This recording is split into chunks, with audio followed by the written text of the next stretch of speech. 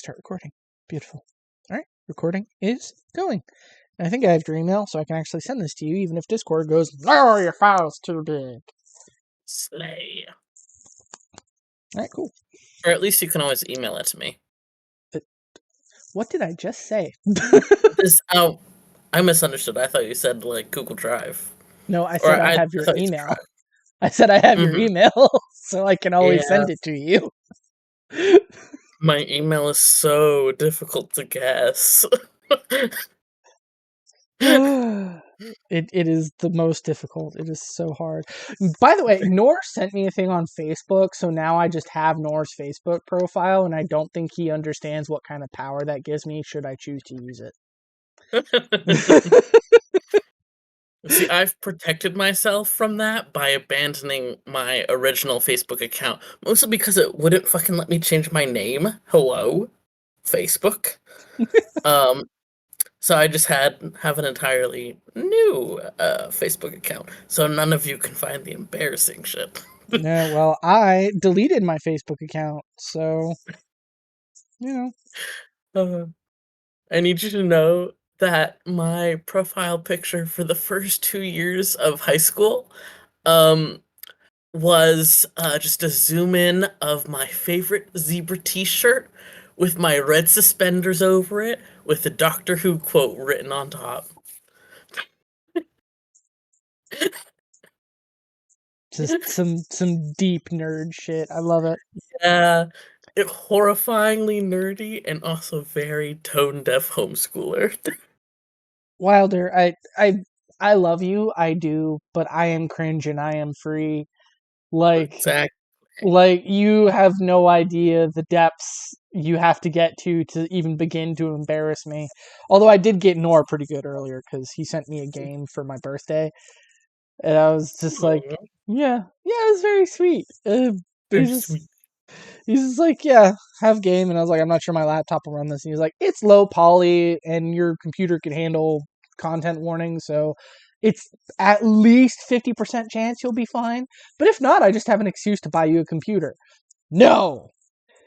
I mean, no, yes. I'll just ask Chaley and, $2,000 from each of us will get you a real good one. And I was like, no, do not, no. And he's like, oh, okay, you want a really high quality one? I guess I'll have to get Quinn in on it too, and then we'll really get you a high quality shit. I was like, no! I will say, you mentioning birthday did give me a brief heart attack, because I was like, what the fuck? I have them all written down. Did I get it wrong again? What the fuck? And me furiously checking our messages. No, it's Sunday. Yes. We're playing on my birthday. Yes, that's what I thought. You said birthday and I got worried that it was today. No. Although knowing Nor, there probably is more on the way, just because he's weird like that. That tracks. I know he said he doesn't trust Steam scheduling function, but I'm fully expecting to wake up Sunday morning with a whole bunch of GIFs in my Steam library. Just like, where the fuck did these come from? Real. Very, very real. Anyway. But D&D. We're focusing. The first fucking 5 minutes of this recording is going to be useless to you. Truly. That's alright. It's us hanging out. I've just realized we don't have music. It's very important that we have atmospheric music. I love you, but I also never hear the music. I need it for me. It's fair. I tell everyone it's for atmosphere. It's for me. Let's be real. Hey, you do you, bud. We'll just slap this on. Slappity dap. Yeah. That happened right as I saw Chloe's icon turn into a phone. So I was like, oh, is Chloe joining the call? No, it's Jockey. Chloe might join. I know they're in a wig room today, which means that they sometimes can be in call. We'll see. Faces in the wig room today. I've been doing your face jokes all day. It's becoming a problem. Real. So, Brutus, What possible conversations would you like to tackle first? I think we're gonna start with I think we're gonna start with Thorn, go to Hmm. Zykozok, and then go back to Thorn. Because Brutus is gonna have questions for Thorn that might impact the Zykozok conversation. And Zykozok might answer other questions that he has for Thorn. So we're gonna do it in that order, especially since Thorn's already there, Zykozok isn't. Hmm. Um, I think the first thing Brutus does, he gets to camp, he settles in for the night. The next day is when Thorn shows up. I think we agreed. Yes. Okay. So I think after she is sat down and eaten, and they're still kind of sitting around the campfire while Brutus is gauging this. I think part of that conversation was, you know, you have a pet, I'm going to be following you around because what I have to say, it's not time to tell you. Hmm. Okay. So I think the first question Brutus asks is he just kind of looks at her she's finished eating and he just kind of goes, "What? I know you're not going to tell me, there's no point in trying to get it out of you, but what is so specific about this message that you can't just tell me now?"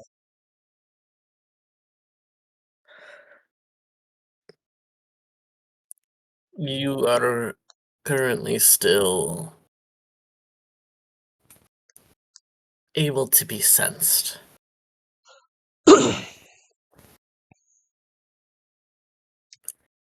This is something that we cannot possibly risk a certain hungry enemy learning about. No, okay, got that. What do we have a plan to fix that? Is that something I can expedite? If there's something I Uh, can be doing, I'd like to know about it. I will say, out of character to you, Grim had shown you guys the note before you all split off. Uh, from Coel of being like, "Hey, I've called in a favor. Go to this person on this day. Tell them you're with me. Da da da da," and they might be able to hook you up. Yeah, but even knowing that, Hmm. Brutus is a locksmith, there are often more than one solution to the same problem. Having options is Hmm. not a bad thing, especially when the one option he does have is not a certainty. Hmm.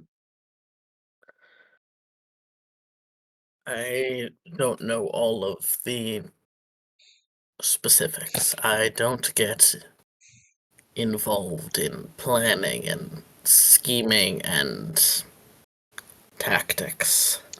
Right. Okay. All I We're in the all same I boat then. know is that I was given a blessing, you could say, that keeps me away from the very specific attention. We're in the same line of work, just we hold the same position in different lines of work. Okay. Good to know. Why now, not before?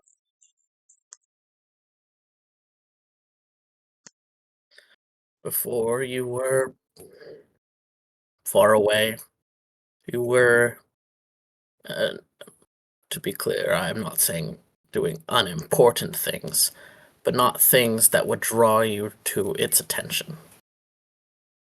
Now you are. Okay, fair. Um, so I, I guess I'm trying to understand when you were sent relative to when I got involved in this. I'm not entirely certain. I believe there was a bit of back and forth. I arrived fairly quickly to you after I was given the instruction, but uh, as far as I know, you would have been told that assistance was coming. I was not. You Who? didn't have any odd dreams. They're one of the easier ways to hide things from the Veracity's attention. Brutus has not had any odd dreams, has he? No, you have. Uh, remember that whole thing? Well, it technically wasn't a dream. It was more like a vision, but, we hand wave. Vision, dream, they get fuzzy. Um, but remember when, Bruce's fingers were cut off? And, Nope, one finger. well, right, the pinky, I apologize. I One thought it finger. was two. That's me planning for the future. But when Brutus's finger was cut off and there was Okay. that moment of like speaking to someone on a dock and they said that Yeah. they were going to send help. Yeah. No. Okay. So. Okay. So that I think that's what twigs Brutus is. He's just like, oh, okay. That would make okay. That makes more sense now. Actually, now that I'm thinking about it. Yeah, no, when I got this and he takes off the glove on his left hand, Hmm. and kind of wiggles the fingers, like specifically the pinky, Hmm. uh just goes, when that happened, yeah, there was a whole vision, and yeah, she promised help. I wasn't expecting. Puts the glove back on. Well, I don't. I guess I couldn't say exactly who or what you are.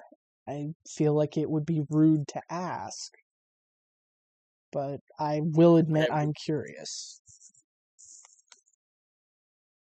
I I am not vague because I'm obfuscating. I'm vague because there is little that is remotely pertinent.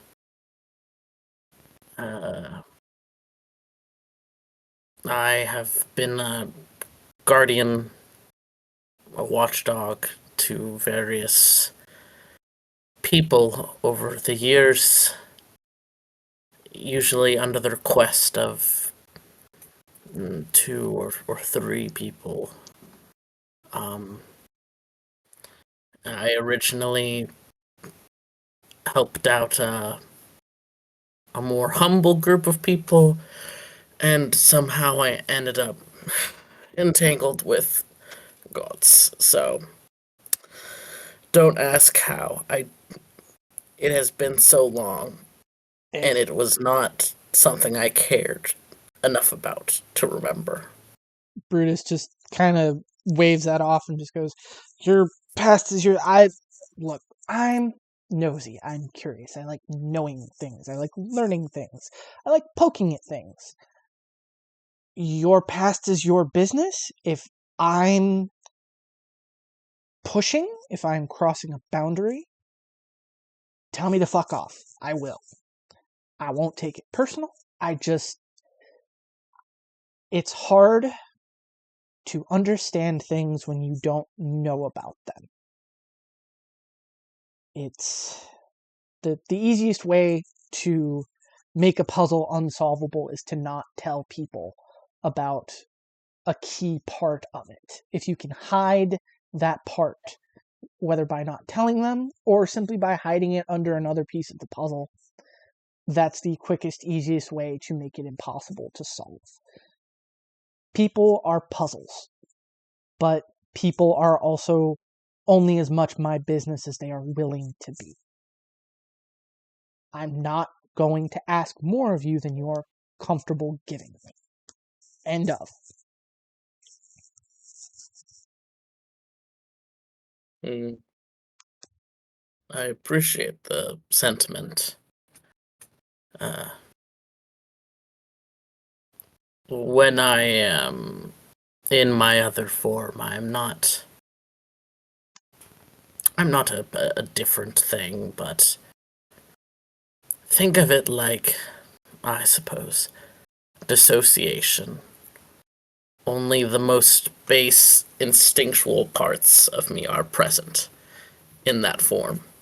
The rest of me is asleep, mostly because I'm not needed. I can be more present if needed, but for many years now I have simply been a guardian wolf and been sleeping.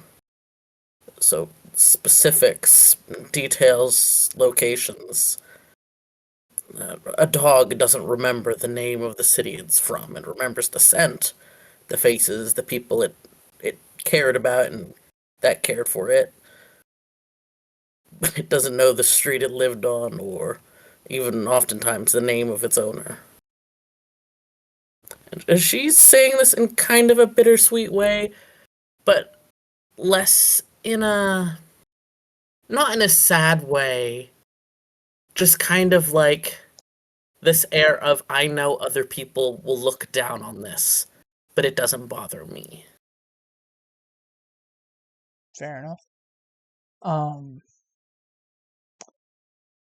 I think Brutus smiles and I kind of will say, oh, go ahead. he kind of nods and he says, "Understandable. Sounds nice, honestly. Eh, Simple." hmm, sometimes it's better than others. At the start of the war, I was entrenched in all of that, wading through battle as some terrifying beast. I've much preferred the request I've been on more recently. Before you, I was watching after a group of children, so that was a much more relaxing time. Well, in some ways. Oh, that ticks Brutus. That gets his attention real quick. Uh, and he just kind of like his focus sharpens like noticeably. Just like, oh, you work with kids. Okay, I common cause. Um, and I think he says, "Oh, children. Oh yeah, no. My shop, uh, back home. Uh, there's a lot of street kids that come through. You know, they get in all kinds of trouble, but they think it's funny that someone owns a shop and is shorter than them. You know, that kind of mischief. Of Um, course. yeah, it's one of my favorite things. Um,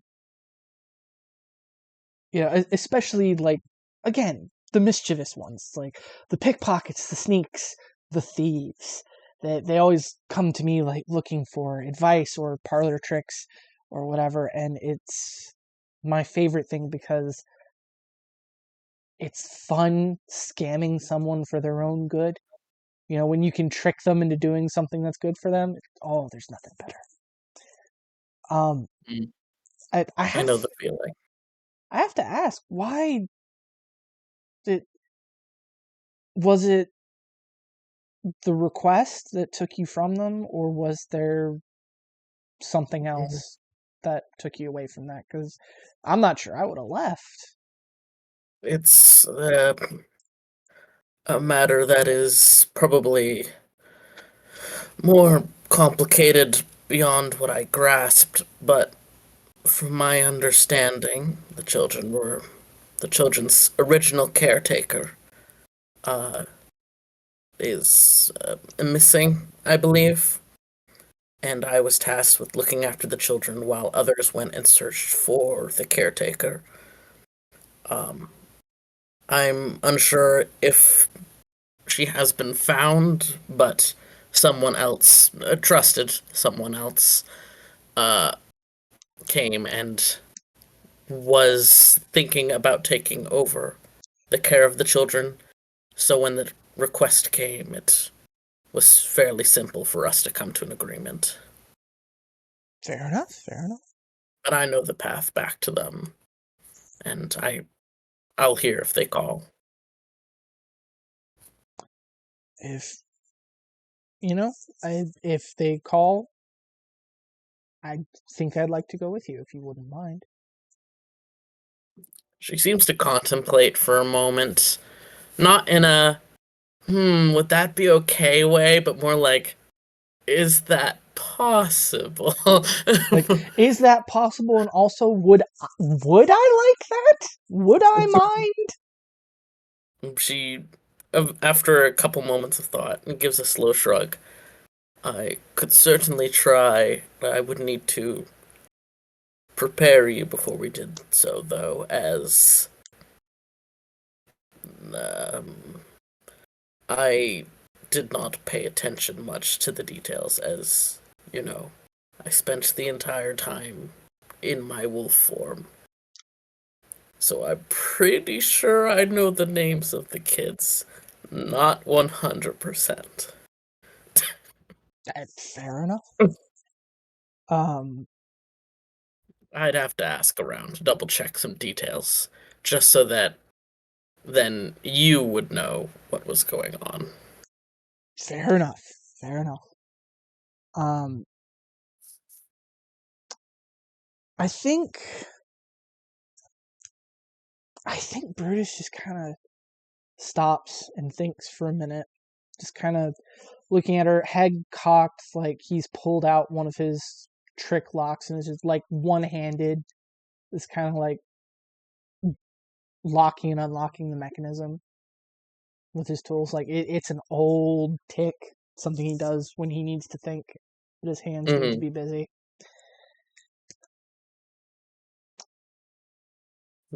I think I'm going to have to ask something that you're not going to like. Again, no is obviously I can't stop you from saying no, and I wouldn't want you to. But if you could be more present while you're with current company,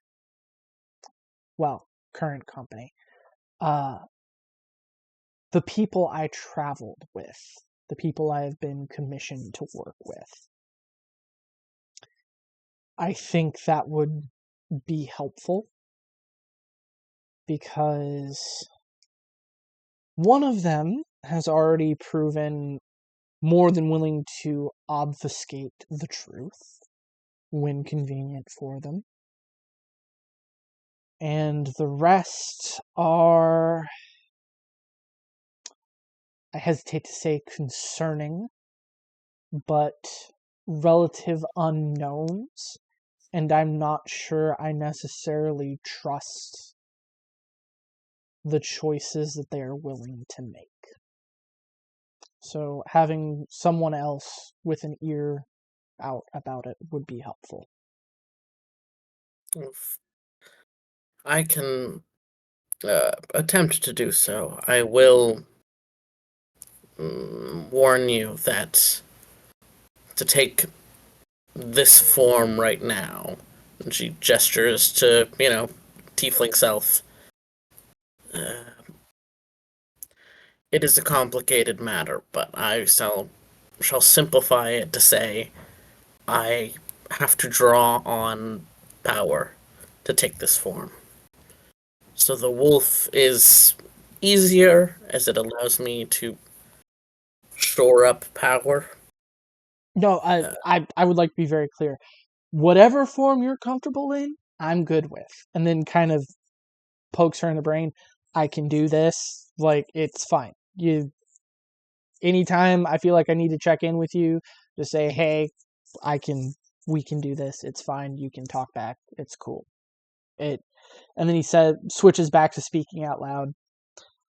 Just, I am asking you to be mentally present, because again, frankly, if you want to be wolf full time, so much the better. They won't know to be wary of you. They'll be less likely to feel like you're eavesdropping. It is for that reason, I think. It will be. I will not speak aloud in my wolf form, as both it consumes energy, and also people say lots of things when they think you're just a dog. But your companions, I am happy for them to know what I have told you already. I'll keep them up to date for sure. Um, Although I guess that does beg the question: what do you know? Why you and not so like what? Why you? Why me? Us specifically? Like it feels it it maybe it's arrogant to say, but it feels specific. This message is. This message and my presence to you is specific, yes. Uh, and I suppose me, because, well, I believe that normally uh, our mistress would have picked the caretaker to take up this task before me, but as mentioned, she is currently missing. So it has fallen to me instead. As the third of our number is currently deeply involved in the war.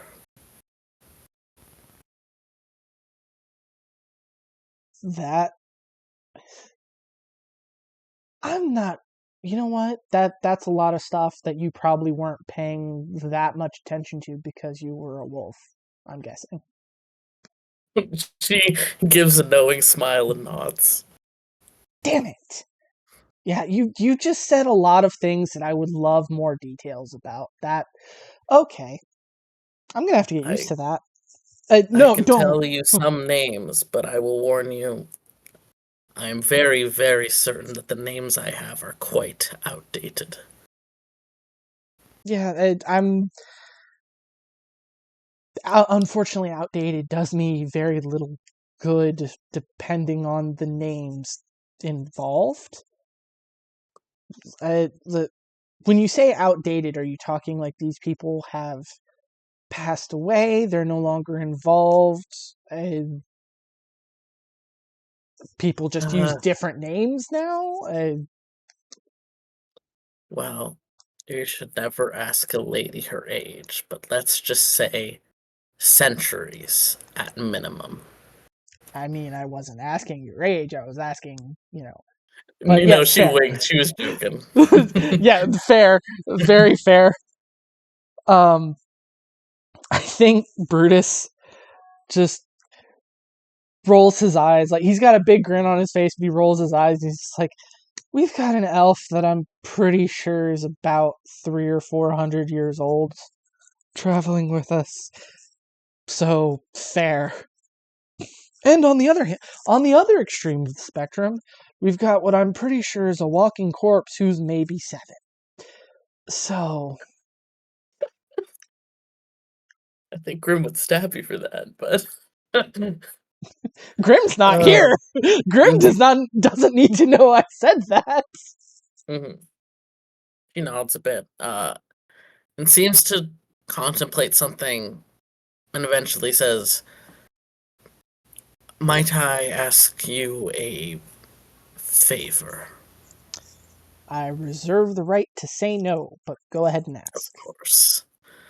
This is not a request from my mistress, but it is something personal to me. Um, Beings that are like me, like the caretaker, have been disappearing. I don't know the details, both because of the mental presentness, but also I believe it is information that is truly unknown. But beings like us have been going missing not killed, we'd know if they had been killed. And just if anything comes up, I I'll pass would the word. appreciate, yes, word being passed or something. Absolutely. Um, I think she sees Brutus. The twitching stops. The fidgeting stops. Um, because he puts the trick lock away and his hands clench hard enough that his gloves start to creak. Because the only thing he can think is that they're not dead because they've been taken. Mhm. And Um, right in this moment, Brutus, as you're having this thought, in this moment of complicated emotions attached to that and your own assumptions, I would like for you to roll whatever dice you like and just tell me if it's even or odd. let me grab a die because Yeah, essentially flipping a coin. I did not actually prepare dice because I didn't think I was going to be doing that many checks. But fair. You never know. You never know. Clearly, you know what? Fuck it. We're gonna grab the percentage die just because I never get to use that one. Woohoo! That is a 20 on the percentage die. That is an even roll. Go off. Okay, okay. Um, okay. Then we'll say that means it is not tucked deep in your bag. So if it is not tucked deep in your bag, Brutus, where are you keeping the bracelet? The bracelet, I think, is frankly, I think, um, Brutus has, um, he's not wearing it. That's irresponsible with a magic item when you don't know what it does. He knows enough to know that.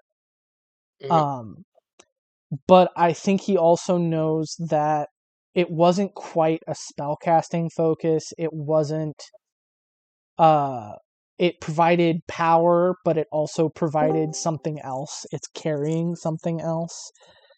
Hello, Um Chloe.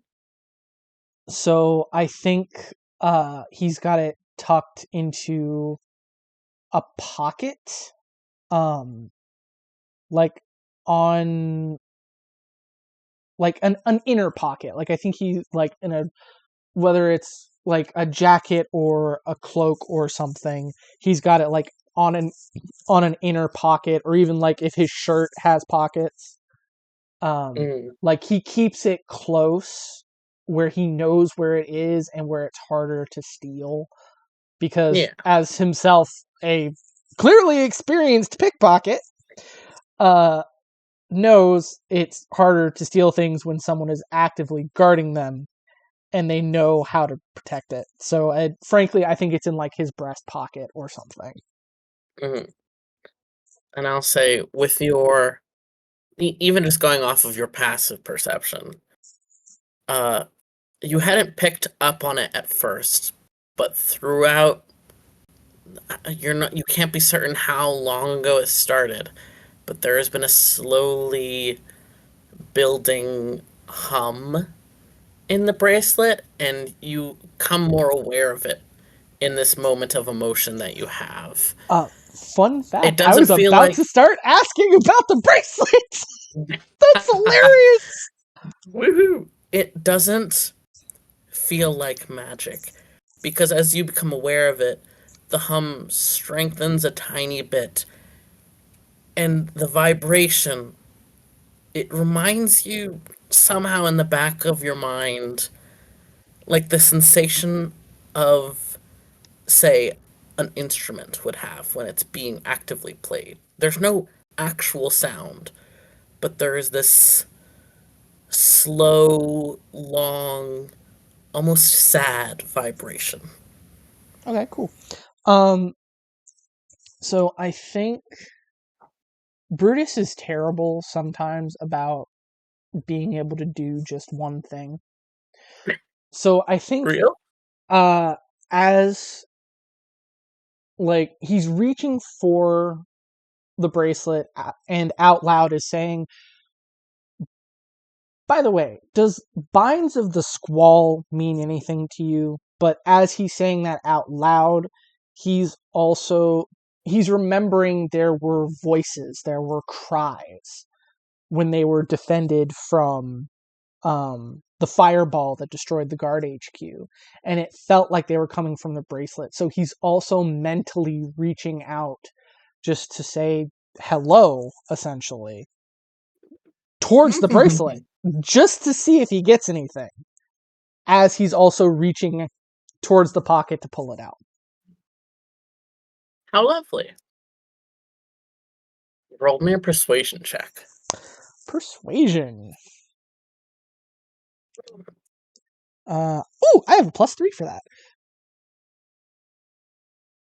Hell yeah. That it. Holy shit! That's a 21. That was an 18 on the die. Nice. Oh, we love to hear it. Okay, with an 18, and you try to reach out to touch something. Not entirely sure if there is something you can actually speak to, just trying. And like feeling something touch your ankle when you're swimming in a lake. You feel the brush of something that kind of startles you. It's wispy and it's soft and it doesn't it responds. You're aware it responds, but you don't understand. It's the whistle of wind. Oh, the whistle, huh? Huh? Crazy, crazy, crazy. I know, right? Crazy. Whistle. Motherfucker! I mean, I told you guys before, right? This was supposed to be the item Maeve had on her the entire time originally. Maeve was supposed to have this artifact, and it was wildly plot important, and you had to get it back to us somehow, but you couldn't just give it to someone, and so you had to give it to the captain, and stress, blah, blah. And I was genuinely, in that fight, I was like, oh, okay, that's his spellcasting focus. I'm gonna steal it. Like, that's the glowing red weak point. It wasn't. Mm-hmm. I mean, it was, but also, that's why I made it the glowing red weak point. I mean, fair.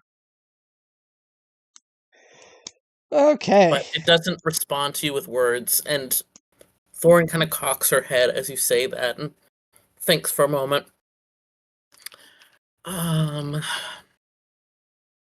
Binds of the Squall. I wouldn't even make a roll for her because she genuinely would have never heard of this. There's no way. She just kind of shrugs, looking confused.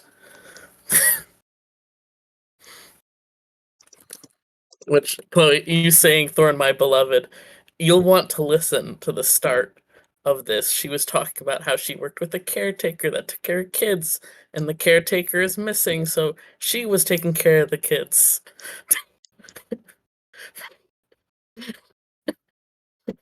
Anyways. I'm just waiting for boob. Screaming. There it is.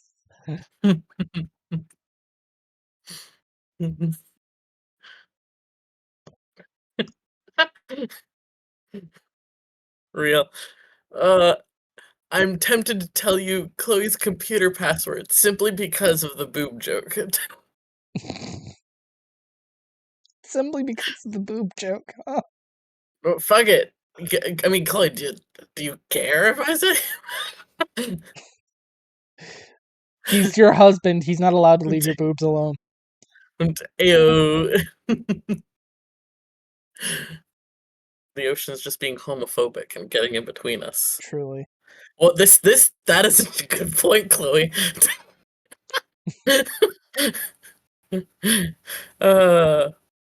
It is. It's just funny the first time you said it out loud to me, and I just kind of stopped, and I was like, huh. Huh. Ew. Uh,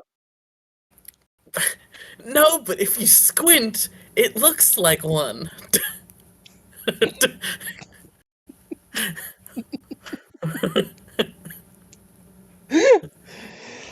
Anyways, Anyway, continue. uh, half boybs. uh, anyway, you were saying there's no way Thorn would know this. Yeah.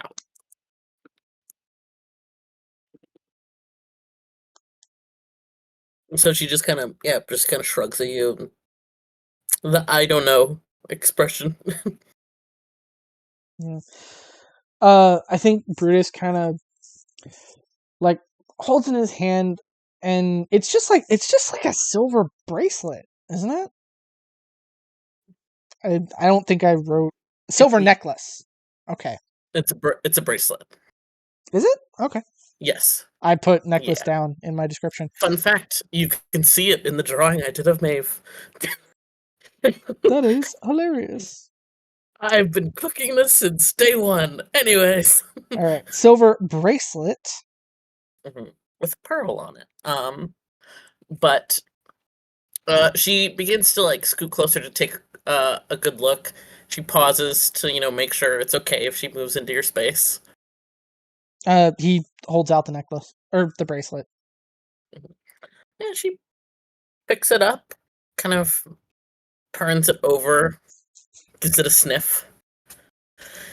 It's certainly magic, but I don't have any innate skill. Well, once I could do magic, not for a very, very long time, but by choice. But I have I can sense something about it. It's vibrating, but I don't know what that means. I don't either. And I think he just kind of puts it back into his pocket, shrugging. I got it off of off an agent of the Big Hunger dude, um, who was trying very hard to kill us, and was kind of using it as a spellcasting focus. But it also very clearly isn't just that, because there was also a massive explosion directly after that, and I'm pretty sure the bracelet is the only reason myself and my companions aren't all dead. And there was also what was the description? Like, cause I keep wanting to call it a choir, but it wasn't a choir. It was just a group of voices It crying was out. one voice, It was but it was one voice. very Okay. it was very layered, very wispy, very like oh crazy, I don't know, wind. Wind. Crazy. But yeah, there was also a voice that called out. I couldn't understand it at the time. I haven't been able to check to see if anyone else heard it. Um, kind of too many things happening at once, sort of thing. Looking forward to that conversation. Anyway, um, She kind of narrows her eyes as you're speaking, like her face getting more and more concerned. And she like flicks her gaze back to where you tucked it away. It, you think there's uh, personality to it? Did you tell it to protect you? Did you use it to cast something, or did it do it of its own accord? I have no. Well, okay. I have a little bit of inherent magic. I can't actually cast more spells than just a little bit of, you know, this and that to help me around the shop to reach things on the top shelf. Um, Nothing like that. I certainly didn't do it. And if if I did ask it, it was a reflexive, oh, I really don't want to die. So I want to say that it did it on its own accord. And you said it screamed.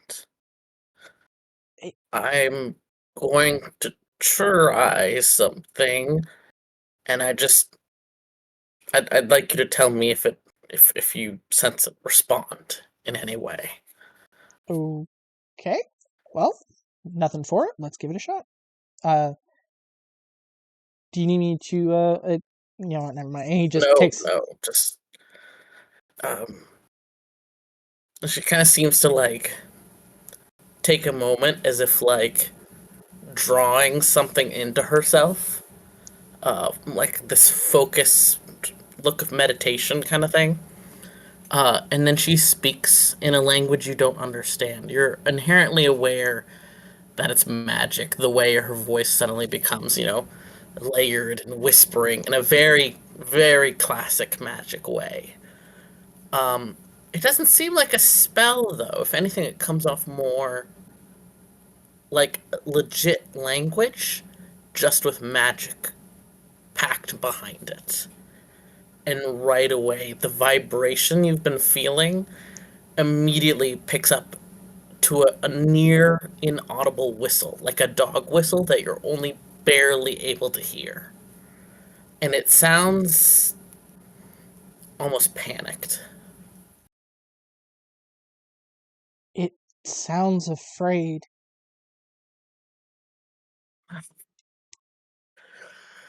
Gods. Thorn kind of curls forward and like puts her hands over her face. If you want, you can roll insight. Oh fuck yes! I want to roll insight. Yeah, because it's harder to, read her expression now. Uh, I'm good at insight. I have a +4 to that. 19. Slay. The dice are telling the story. Exactly. These past few sentences, that you two have been exchanging, she's been looking more and more suspicious, worried, and as she spoke that magic language, bye Chloe, love you. Um, as she spoke that magic language, um, it had that air of, I'm trying this out, but please don't be what I think this is, please. And upon whatever form of, you suppose, confirmation that this is, Thorn is grieving and very upset. Not crying, but just kind of like curling in on herself. Okay, okay, Take your time. that shouldn't be possible, but I mean, I suppose maybe the Empire found a way, but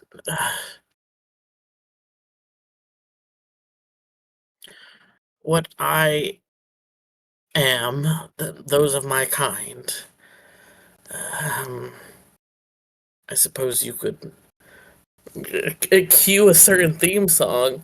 I suppose you could call us spirits, but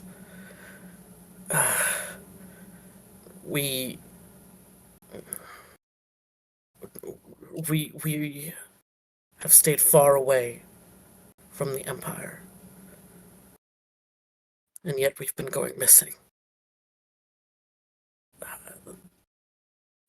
What I spoke was the language of spirits. Very, very few spirits have ever come to this plane, so they don't know our languages, and it works different for them, but they shouldn't.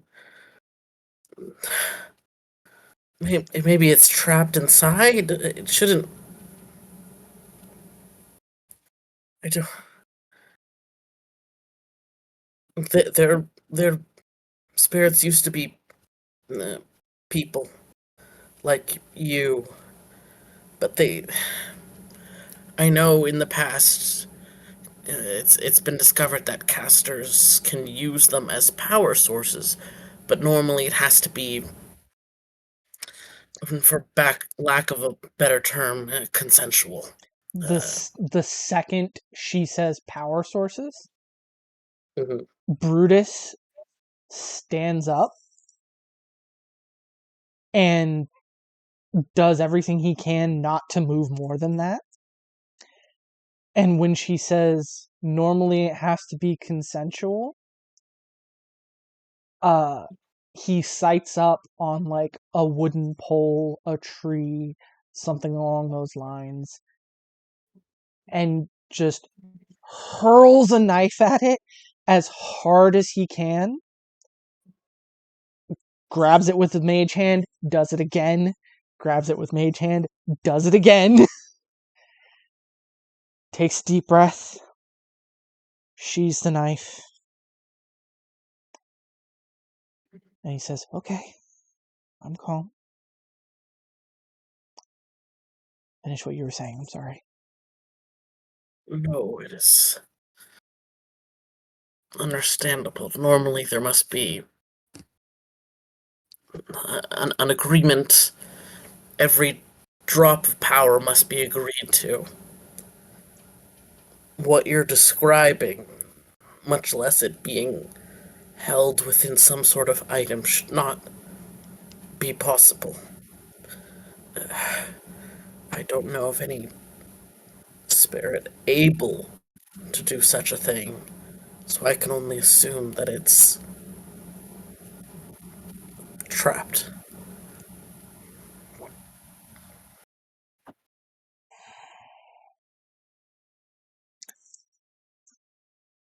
I think Brutus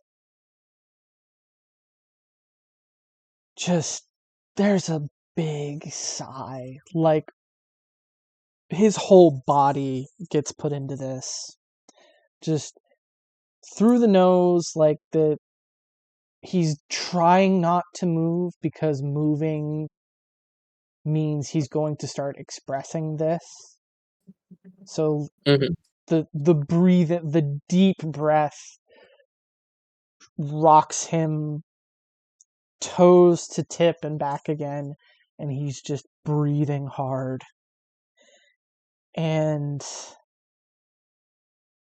like he's spinning these pieces as best he can, and coming, there's not a single possibility he's coming up with that he likes.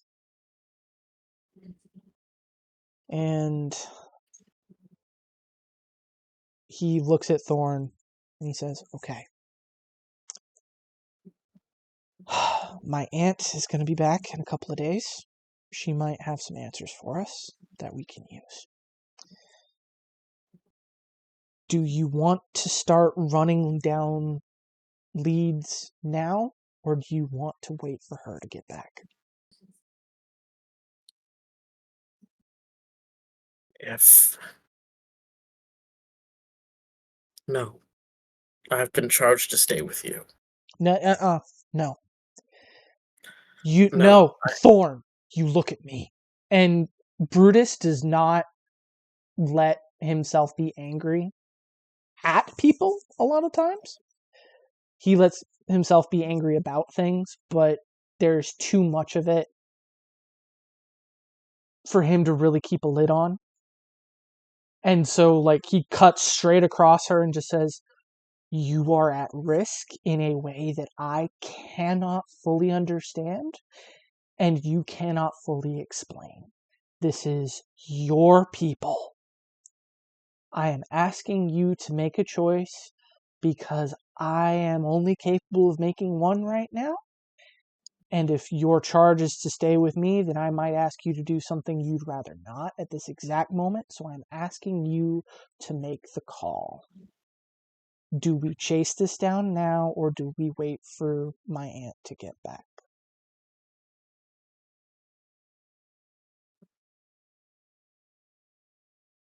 I wouldn't even know where to start with this. There is a I there is a whole town right there. I appreciate that thought, Brutus. I've never even been in a city. I wouldn't know the first, truly the first place to even begin. I know cities. I can find us a way. I can do this. I'm asking you if you want to start now or wait for whatever extra resources and knowledge my aunt can throw our way.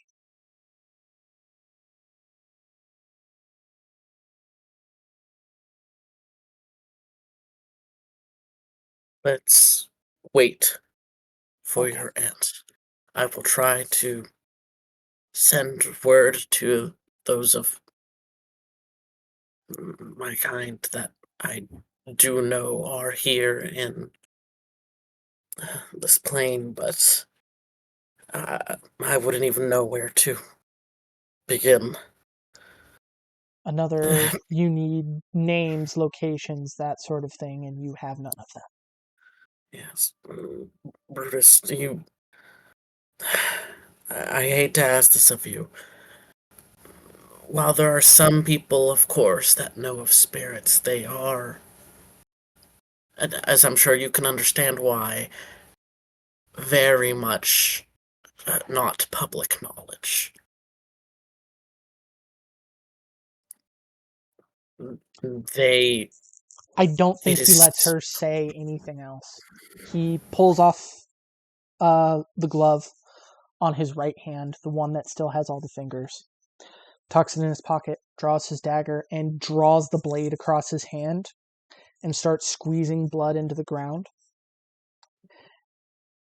Because it's the only way he knows to make this promise in a way elemental enough to make the point that he's serious, and in a way that he knows that the people he owes loyalty to will hear. And he just squeezes his fist, letting the blood run over his hand and onto the ground. And he says, I swear, by the broodmother and by the maiden, by every god we hold dear and the ones we do not have in common, I will not sell your people out for anything. I will tell no one without permission. I will die before I give this information away willingly.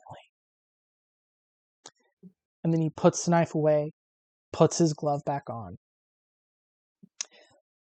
and he says, if we were going to get word out, where do we start? She had been surprisingly quiet while you were doing all this. Not even a moment of like, "Oh, your hand," or something you might a reaction you might expect from most people. And when you look to her, she is watching specifically your hand with a very heavy, like very unreadable expression. And when you directly address her, it takes a couple seconds, but she eventually looks to your face. And while holding eye contact with you, there is a flash of fang, and she rips open her own palm and holds it out to you. He Blood takes oaths. Blood oaths to the earth mean nothing. Swear upon the weary night. uh, he takes the glove off again, takes her hand, making sure the cuts are aligned. And he says, by the weary night, I will not give this information away without permission of my own free will.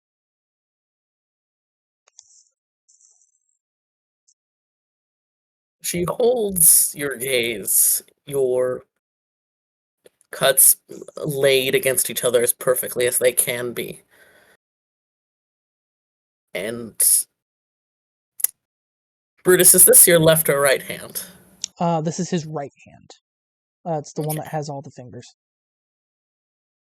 You feel the prickle of magic. There was no casting, there was nothing. And yet there is a prickle of magic, and you can feel it seal back up again.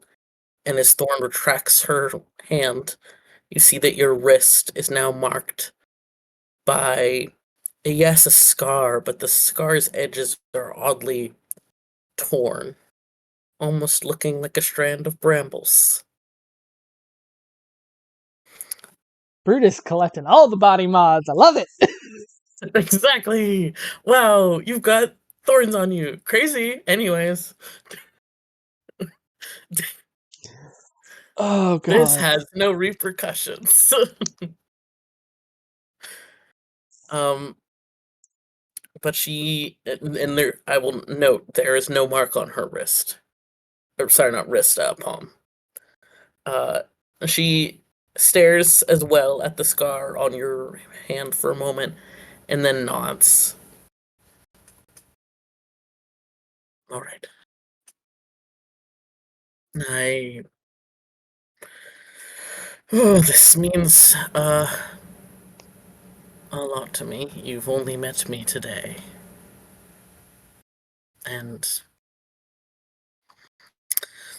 gods, you mortals are always so emotionally intense. All right. Your aunt is coming, and you think she might have information? She and my mother were, for lack of a better word, monster hunters back in the day. And she Ah. is now captain of the company whose camp in which we now reside. And he just kind of throws his arms wide, gesturing around to the general area that they're, standing in. Hmm. This is as safe a place as I can think of, and if she has resources that she can spare, especially if I mention, hey, the Empire is up to some things that should not be possible on a number of different levels. And he wiggles specifically his left pinky. Hmm. Um, then I imagine she'd be willing to up my clearance, for lack of a better word, give me information she might not otherwise be willing to part with, and possibly have some old lore or something. I have sent a letter to my mother. I have already sent that off. Hopefully, she'll get back to me. My aunt worked with her for a number of years. Hopefully, one or both of them will have something I can use against the Empire, and this will never be relevant again. But based on everything else going on, uh, we are not that lucky. And he kind of slants a sarcastic look up at her, and he's just like, also, if you think this was emotional or impulsive, you clearly know absolutely nothing about what I do for our respective patrons.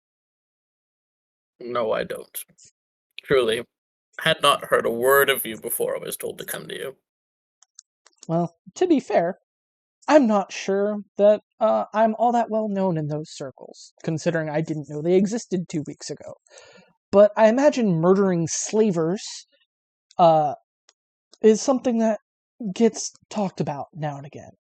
So Mm. there's a not insignificant chance that you've heard of what I do, even if you don't know me personally. There's something in what you say that she seems to find momentarily funny, and she goes to say something and seems to catch herself and immediately shuts up and just nods along with what you're saying. Brutus gives her a look just like, really? You're not going to share the joke? Okay. It's it is a joke about the thing I can't tell you about yet, Fair enough. which I think in and of itself is a slight clue, but Fair that's for enough. another day.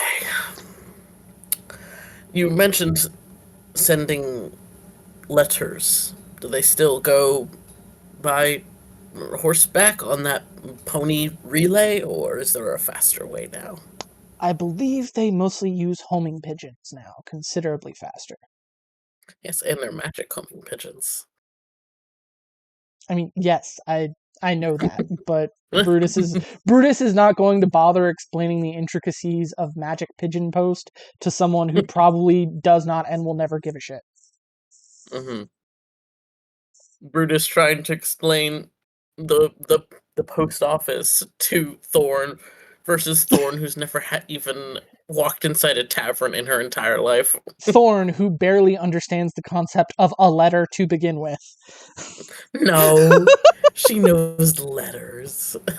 She cannot read them, Um, probably, but she knows them. Could you assist me in securing a pigeon, perhaps? I have a letter that I will send tonight. Easy. Good. Well, Slade, you guys can chill the rest of the evening. Maybe talk about less emotionally impactful things. Yeah, I think the rest of that day, because you said this happened at like noon when she Yeah. rocked up. Yeah, so I feel like the rest of that day, Brutus just kind of calls a wash. It's like, okay, that was a lot. I'm done. I'm done for today. The rest of today, I am telling stories about kids and offering a giant shapeshifter wolf candy. Sugar isn't very good for me, but if you have jerky, I will take that. He will 100% give her some jerky, but also they're in a camp full of all kinds of food, so, you know. Mm-hmm. Truly. And I think there's like a few bits and pieces in there, just like, okay, so like, you love jerky, like, what ratio of person to wolf, you know, just like kind of getting the logistics of how Thorn works, which we can get back to specifics of later. To put extremely simply, I once had a body. This body you see before you. I was killed. I was made into a wolf. I have a body once more. Does that make sense? Frankly, not the weirdest thing I've heard the last week or so. So sure. Cool. Because that's all I know. Cool. So there's this kid named Garth, and then moves on. Slay. And then She tells a few stories in turn. You notice most of the time she doesn't use actual names to refer to any of the kids that she's apparently been looking after. She mostly just uses descriptive words such as the red one or, the skin one, which she will not elaborate on saying the skin one. Skin one. Yeah, that's not terrifying. Okay. Truly. That's And probably mostly fine. just tells, stories of children being very excited about having a giant dog. It's just a big dog. It's just a cool large dog. And apparently the children were aware that the dog was technically a person, and it was like a game to try and get Thorn to act more like a person than a dog. Brutus is delighted. Brutus is fucking ecstatic about every single story she tells.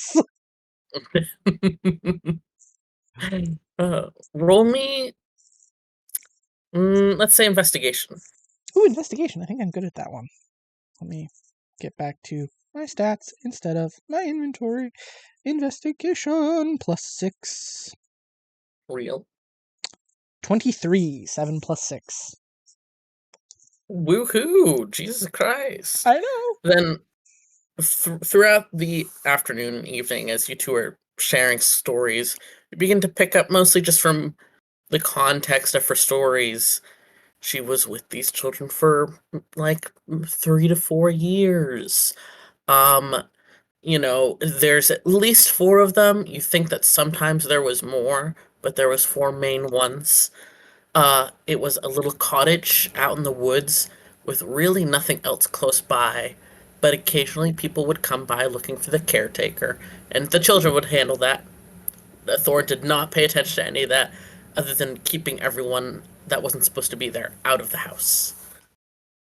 She makes some odd comments when referring to the house, as if quote the house is a proper noun or even name. But who knows? I'm pretty sure Brutus just goes spirit shit and moves on. Like Yeah, he has truly. reached a level of zen with supernatural bullshit. Like he went from like 2 weeks ago, yeah, the gods are stories and magic is real, but like everyone knows a wizard. Like you walk down the street and you see some weird magic bullshit. I have some weird magic bullshit baked into me. It's not that Yeah. special, but it's also not that big of a deal. Hmm. To now, okay, I am the herald of at least two gods. I am dealing with a godly messenger who is also kind of a werewolf, mostly a spirit, who has been re-embodied, while also actively fighting a voracious god who is trying to probably eat all of us and already has infected me and only hasn't already overtaken me due to one of the gods that I am being patronized by. Fuck it, why not? This might as well happen. This might as well be true. Truly. So that is Brutus's entire attitude to all magic bullshit ongoing. Hmm. Just, I don't know how it works. I haven't studied. I know how locks work. I know physics. I'm an engineer. And you're telling me magic exists on this scale. Exactly. That is someone else's job.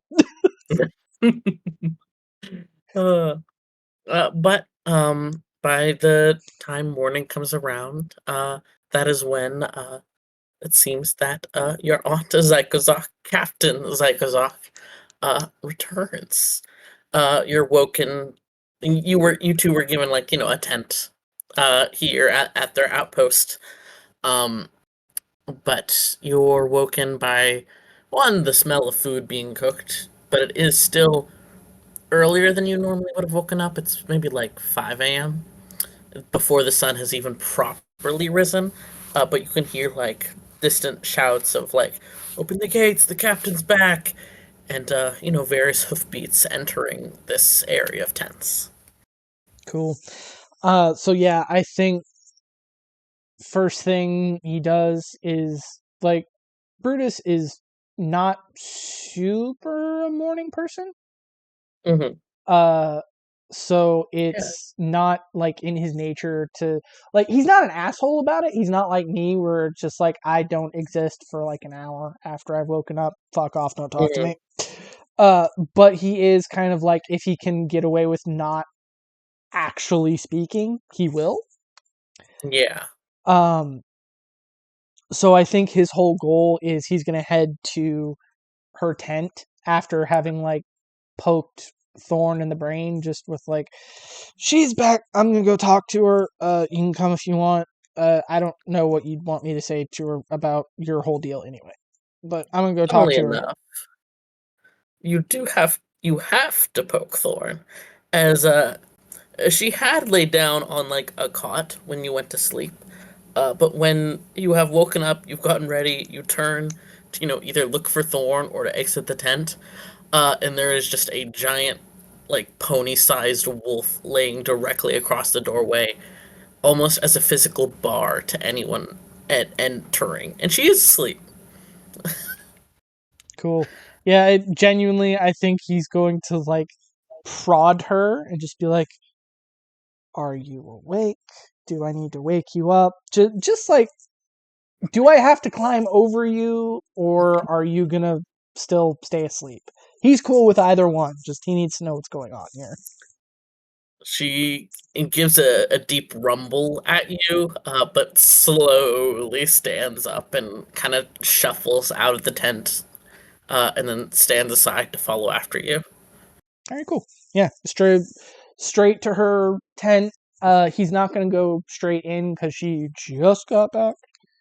Mm, So like for all he knows, there's like important meetings, messages, that sort of thing. But he is going to like make sure he can get eyes on her, like check out like is she okay? Does she need sleep? Is there something I need to be doing to help? Because again, like he was raised by Volka. He knows the drill of like returning from hard campaign, battle, whatever. There's some upkeep that needs to be done. So real.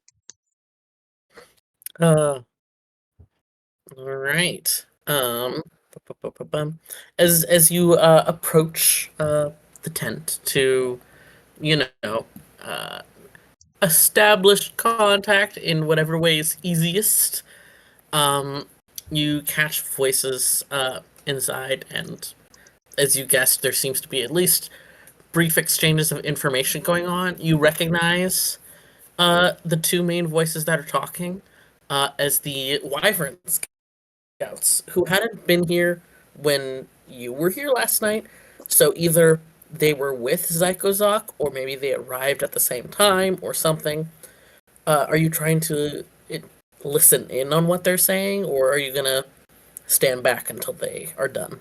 I'm going to get close enough that she knows I'm there. Hmm. Like at least move into her line of sight. And if she like, I am looking for come closer, hold on, or go away, essentially. And if I don't get any of that, then I'm just going to hold distance until there is an opening to close with her. Hmm. All right. You move so through the parting of the tent, you can be seen and watch for a signal or anything. Uh, Captain Zykozok is leaned over her center desk, seemingly consulting and updating the battle maps there, as each of the scouts stand to either that side of her, muttering things to her. Titania, the elf who rode the Black Wyvern, seems to be very concerned and has a bandaged shoulder that's still kind of a little bloodstained, but not worryingly so. And she's muttering and very concerned looking, while the other scout, the redhead that you knew was called Leo and rode the Golden Wyvern, looks less concerned, but from the smear of ash across their face, and the kind of what looks like from this distance, maybe burned hands, you get the feeling was maybe trying to help with the fire, that you lot managed to escape. But as they're talking on either side, Rayleigh holds up a hand as she notices you, and eventually waves them off as they both finish what they're saying. And ways for you to approach. Though she does double take at the sight of Big Dog. I think Brutus just kind of walks in and goes, Auntie, hi. Anything I need to, well, okay. You know what? I'm not part of the war effort, technically. So probably not anything I need to know. Um, I've already had the debriefings with the general before I return to Chefgard, and I will be meeting with the Chefgardian Council once it is a more, quote, appropriate morning time. So, I will have to wait on that. So, I do have time right now. I've gotten a report passed from the general to me about your group. What the fuck? I'm not upset at you. I had hoped that you would not have caught an Archmage's attention, but somehow you achieved that. How did that happen? okay, long story. First question before we get into that. Have you slept? Do you need to eat? Do I need to work some fat knots out of your shoulders? Because if you're anything like mom, you carry tension there as well as having just been on a long ass ride. Let's start with maintenance. I am alright. I Okay, have had enough rest. I will probably have food once I get into the city. okay, cool. Uh, so remember how you asked one member of our whole deal about having connections to the Archmage, and they kind of. How did Ivana react to that? Do we remember offhand? Because I feel like there was kind of an evasion and not an outright yes no. I believe it was an evasion and then eventually a no. Okay, cool. So they lied about that. They're yeah, straight up they were working to become an acolyte of Archmage Thrindis. This was not an audition, I audition is the wrong one. This was like her final test before admittance, I guess. Rayleigh holds up a hand. Do you mean an adept? Yeah, that's the word. Uh, It's she great. she's now an adept. Apparently, she got promoted. So now she's directly working for Archmage Thrindis, which I am not thrilled about. They are working for Archmage Thrindis. Yeah, it's a whole thing. Also has a robot arm. Not sure that's relevant, but I thought it was kind of cool. Yeah, we caught their direct attention because one fun fact, this whole mission was apparently on their orders. This was an audition for the rest of us and kind of a final paper for them. Not sure what we were auditioning for. I guess Thrindis just wanted to see if we were reliable is the wrong word, so I'm going to go with capable. And we got involved a little more directly when we caught one mole, whose name Connor does not remember, but Brutus does. And the other one turned out to be the guard captain in Srithman. And he tried to kill us about it. And when that didn't quite work, he, set off the biggest fireball I've ever even heard of. Blew up the guard station with all of us in it. And as he's saying that, he throws at Thorn mentally, how secret do you want me to keep the bracelet? Like, he's not going to divulge details. He just wants to know, like, knowing what's probably in there, he wants to know how secret they want the bracelet to be at all. You get the response of very secret. Cool. We all got out of there pretty sure we were supposed to die and didn't. He turned into a giant monster thing that Thrindis then murdered with a really powerful spell. And Thrindis saw us getting away, I guess. And Ivana just kind of went, no, I've got this. And it turned out, yes, they did indeed got this. Because, yeah, they were working for Thrindis the whole time. So yeah, that's how the Archmage got involved. Right. Okay.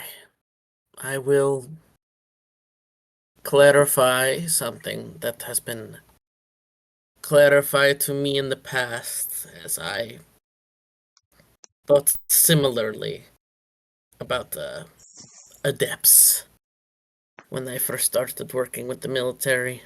It is something that they prefer the public to believe, that they are students, that they are apprentices, proving themselves. They are assets. They are often specialists, researchers, assassins, hand-picked to serve various archmages. Kinda got that impression, yeah. However, I happen to know Archmage Thrindis does not pick students. Archmage Thrindis prefers to pick those who would have been a threat and force them to instead be their tool, their resource. Whatever this Ivana was doing, I would not go as to call it a final paper or a project. This was most likely them proving that they deserve to live.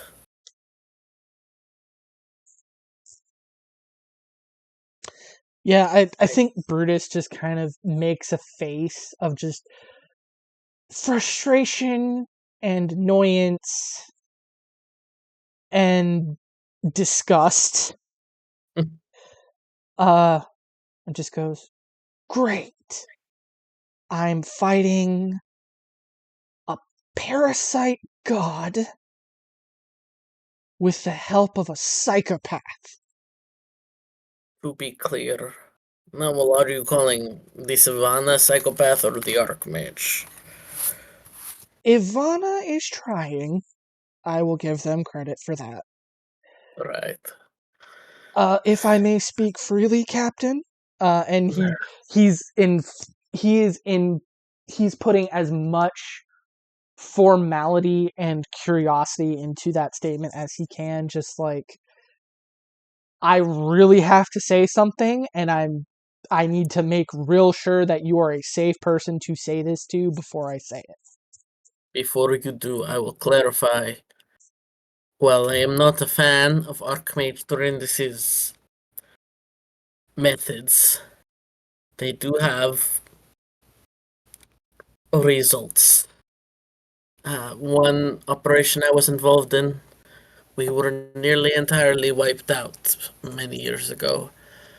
Uh, I suppose just due to what you could call, I suppose, a serial killer, but I would prefer to call it more of a natural disaster. A powerful, magical being that ripped through everything in its path with a zero care, both a destructive force and often would also hunt down specific targets. It was a terror to be seen, and Archmage Thorindis caught it, showed that they were capable of permanently destroying it, but instead gave it the chance to willingly leash itself to help the Alliance. And from what I know, it has been a loyal servant ever since, happy to instead turn its power against the Empire. So while I don't agree with it, I do know that those Archmage Thorindis chooses as adepts, it is because they were, for various reasons, genuine dangers left unchecked. Well, I can't argue. Well, I won't say that. I will say this. The results are impressive. I simply question the method. As do many, but in times like these, we must do what we can. Also, they're a political power, and, we can't really make choices on how that political power governs itself. There are checks and balances in place, don't worry. I will believe that when I believe that people are more focused on doing the right thing than being safe. And while there is a parasite god trying to eat the known world, no one's gonna feel safe. And I think Brutus needs to vent for a second, so he Mm-hmm. just kind of throws at Thorn. Hey, if we kill the Veracity, you want to help me kill Thrindus? You just get back. I don't know who that is. Uh, if you give me some jerky, sure. um, I don't know who that is. Yeah, I, sure. I, I think Brutus takes a deep breath, and this time it's not because he's pissed, it's because he's just like, okay, I wasn't expecting that, and I need to not laugh. Um, Oh, uh, he, like, to kind of cover that, he immediately jumps into, like, so were you briefed on the other findings of our mission? Or were you kept in the dark about that for security reasons? about the sickness. The I don't sickness know and the. its side effects. Excuse me. How dare you? I don't know the details. No.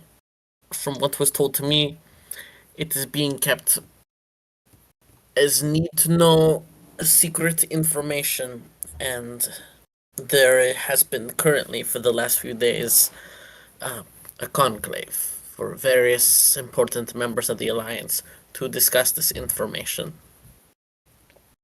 Okay, I am extremely low down on the rung. I don't know about anything beyond that. And that's even fine. that I was only told because the general knew I had a personal connection. I imagined that would be the case. Um, I don't know what to tell you. I don't know what's safe to tell you, but I will tell you that if any of your men, if any of your people start reporting interesting symptoms, such as you might expect from, um, okay, again, Brutus was raised by a monster hunter. Hmm. Um, would it be feasible for him to know about things like a mind flayer or things like myconids that can kind of mess with your brain and have like a good example of something like that on hand? Because like again, he's had time to think about this to Yeah.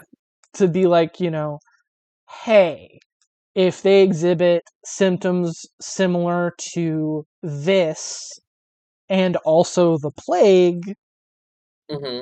get them like I need you to get them out of position like immediately. Yeah. Go ahead and roll, let's say nature, but with advantage. Advantage. I'm going to need it. I have 0 nature. That is a 10, A 10? Slay. and that is a 20. A what? A 20. A, tw- a natural 20 to go off. I rolled a 10 and a 20.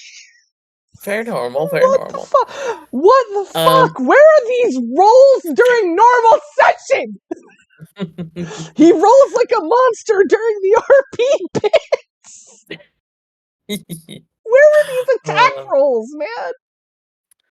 so with the first roll of 10, that's when, you're thinking of myconids. The past couple days you've been trying to come up with something, maybe something more specific beyond that, something that would better express the danger of it. And with that 20 last night is when you landed upon, oh, fuck me, mind flares, duh. Yeah, and see, like, I think mind flares is probably the first thing that came to mind. 'Cause those are Uh, even rarer in this setting than they are in normal D&D settings. right, but like I think he started with mind flares and went, okay, maybe that's too aggressive, too obvious, and then circled back around. Hmm. Um, and he just kind of goes, if you experience or hear of anyone experiencing symptoms similar to mind flares being in the area, especially in conjunction with the plague, get those people to medical care immediately. And he makes this like he's trying to convey, I cannot and will not tell you more than this, Hmm. but every word of this is deeply deathly important. Slay.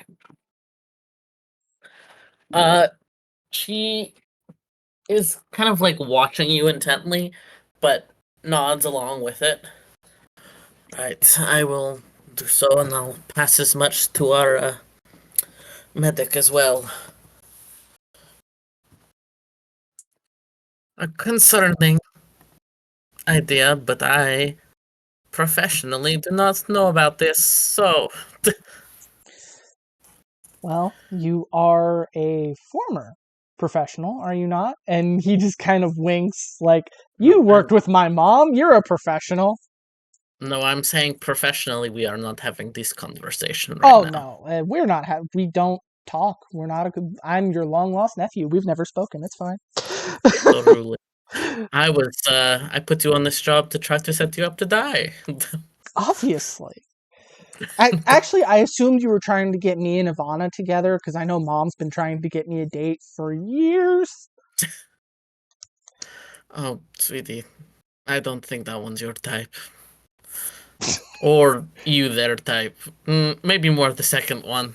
That was the joke. Yes. The whole thing with. Hang on, back up. I don't remember if Brutus knows about Lyric or not. You know what? I think he's had time to think about it. I think he's made an inference, even if yeah, it was I never think directly addressed. it's a very easy inference to make, at least as a joke. It's a very easy joke to make, even Yeah, if Brutus isn't sure if it's real or not. yeah. He just goes, "Yeah, no, I caught the vibe between them and Lyric. I didn't think I had a shot at any point." Um. That's one was out there. Oh, God's Brutus. Okay. Oh yeah, Lyric was torturing one of our informants. By the way, that went real well. Right. But don't worry, they're also well, you know what? I'm not going to say that they're all right, but it went better than it could have, and then projects mentally to her lyrics the only reason that we got in and out of that fight as well as we did. There's something complicated to her expression when you're first verbally expressing this, and it gets even more complicated when you clarify further in her mind. But she doesn't say anything out loud. You can make a roll if you'd like, I but love rolls. I am on go rolls ahead on today. insight. No, I figured it would be investigation or possibly sleight of hand. Yeah, That is 13 plus 4, 17. God damn. I mean, Rayleigh was telling a story earlier about one of the Archmage's adepts. Oh yeah, no. Uh, and in this moment, she is looking unsure and afraid. um, I think Brutus clocks the fear, um, and connects it once again to his mom because best best point of reference he's got for a monster hunter he's never actually met as an adult. Um, and just goes, okay, the best way to help is to give her action items. What can we do right now? What can be done in this moment? Um, and so I think the next thing that he says, and he's just like, on a lighter note, I picked up a weird magic item off of it was used as a spell casting focus. Oh, I thought we were going to address the dog. Oh, the dog? Oh, don't worry. Thorn's a weird story, and I don't even know where to start with that right now. Uh, but lighter note, I was wondering if you could point me at someone who could discreetly identify um an item for me because that guard captain I mentioned earlier was kind of using it as a spellcasting focus, but also not. And I was wondering if there was someone who could keep their mouth shut, who could maybe tell me more about it, because it could be connected to things previously discussed. Right. Well, we don't have someone of that sort among the Rot Company. She seems to consider for a moment. The people I'd normally point you towards have been mobilized with the military. I suppose you could perhaps go to maybe one of the sanctuaries. I feel like mm, I'm not sure the exact differences between them. I know they're both libraries. Um, and there's two in the city. There's the Sanctum of Lucine and there's the Sanctum of the Preceptor. Like I said, I'm not sure what the differences are, but I know they do magic and they do books. So Fair enough. presumably there's someone who could help you there. I mean, I was planning to head into town anyway, cause you know, kind of gestures at Thorn. Big dog needs lots of walking. It's fine. Uh, I should probably pick up some supplies and see what I can get into in the city anyway. Uh, on an even lighter note than that, also picked up new sword. I was wondering if uh you're gonna be stuck in meetings. If you wanted to get some practice in, I could, you know, say, "Hey, Auntie, want to go sparring after you're done with your meetings?" And I could get a feel for the new sword. You could, work out some tension after being in meetings with people who probably aren't listening to you as much as they should. And if you're not up for a spar, maybe you can point me to someone who is. I think most of my men should have some rest, at least for the next day or two. It has been pretty constant here. And sadly, once the sun is up, I will have, quite honestly, a rather busy couple days. No worries, just thought I'd Um, float the idea. If you're busy, it's not that big of a problem. Like I said, I need to get into the city. I haven't actually properly had a look around.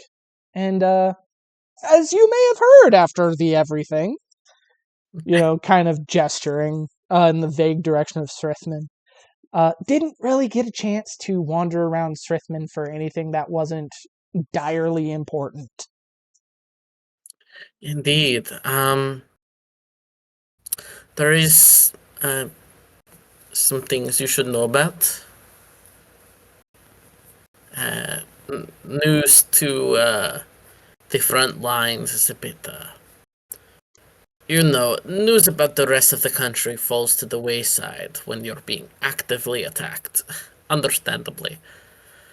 Um, there has been some naval attacks. Uh, Mainly in various cities. Cannondale is under attack, Nouvelle Well, uh, but also, most notably, uh, Adjor is under attack. And I will tell you, Brutus, even before you make like a history check or anything like that, Adjor is the port city that controls the mouth of the channel and eventual rivers that go around the city where you're from. Because you're from Brigham, I believe you said, right? I am from Brigham. Yes. So essentially, the Adjor is the city that guards the waterways that lead directly to Brigham. And the Fun. capital as well, but we won't worry about that Yeah, one. Brutus is not super invested in the politics. He is interested in the logistics. Yes. The city was not taken, but it has taken some very heavy damages. Naval forces are being sent there, but we don't currently know how they got past our blockades. This was far too big of a force to have just, slipped through one small gap. This is significant. So either they spent 3 years sailing around the whole other end of the continent to eventually get to Adjor, or they somehow got hundreds of ships past the blockade. Well, that's cheery. Something It else to keep an eye is. out on, I suppose. It Hmm. is. Well, I was hoping to cheer you up a little bit, but so much for that, I guess. Um, I think Brutus is chewing on too many things at a time. To really have a good exit to this conversation, because now he's thinking, okay, my parents are potentially in danger because, they're doing essentially trench warfare of you get past the line and there's not a lot behind the line to stop you once you're there. Mhm. Um, Yes. Because so essentially, if you want to take a quick peek at the map, just so I can reference, I did. uh, I've yeah, been yeah. looking at the map. So, that whole like backside has mostly been pretty much free of any war. It's mostly just been refugees.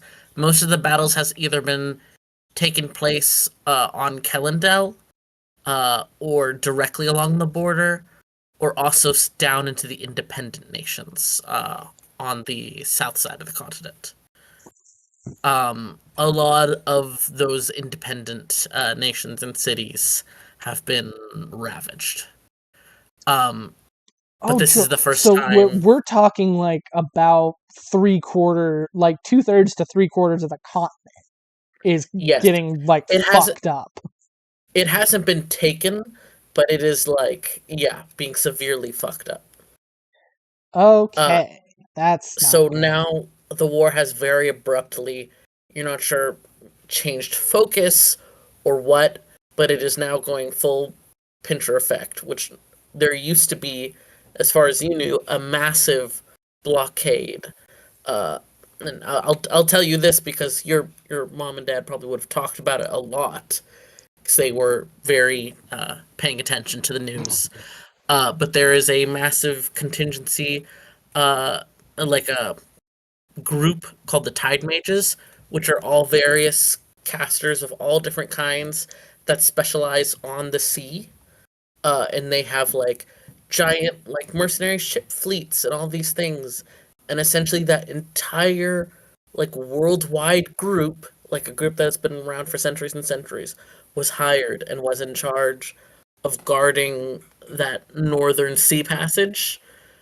And as far as you knew, it was genuinely impossible to even get a bird over that blockade because it's just mages every like every foot essentially. Oh boy, we are Like talking insanity. we are talking the Maginot Line. Oh boy. Yeah. Oh, that's bad. So it genuinely should have been like no one along the northern coast was afraid because as far as they knew, it should have been truly genuinely impossible. Great. Like, yeah. Wahoo. Yeah, so I think Brutus is spinning up into too many different directions. He needs time to think. Um, so he just goes, "Well, you know what? Uh, sounds like you're busy. I'm gonna let you have some downtime. Let your brain reset before you have to deal with some deeply frustrating people.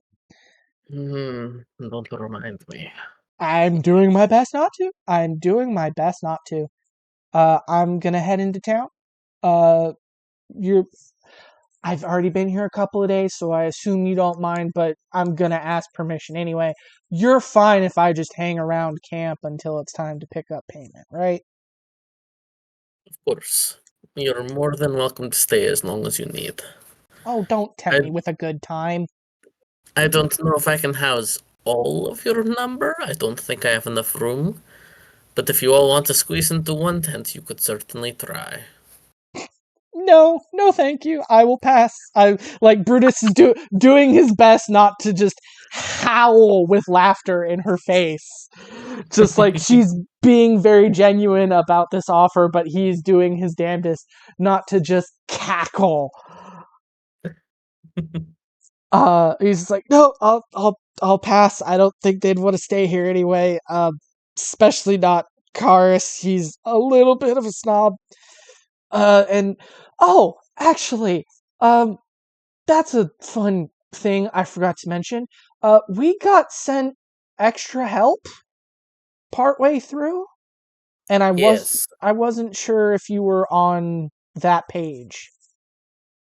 Uh, as you know, I was not the main one in charge of the job. I was essentially the recruiter. Um, the general is the one who hired me to handle this, and he is the one that made the order to add two more people. Okay, cool, fair enough. Yeah, that was an interesting choice. Not a bad one, but interesting. No one was expecting that. My understanding, it was at least one of them was for political reasons, apparently, but I don't know the details. That would probably be Chorus. Yeah. Yeah, that tracks, frankly. Uh does the word cleric like exist? Like, Yeah, okay, cool. I struggle to not like bring in mechanics. Like, do people call each yeah. other clerics, paladins, that sort Like of thing? But yeah, like, to clarify, not all like cleric classes automatically equal cleric, because sometimes you just do what you choose the character choice that gets you the abilities you want.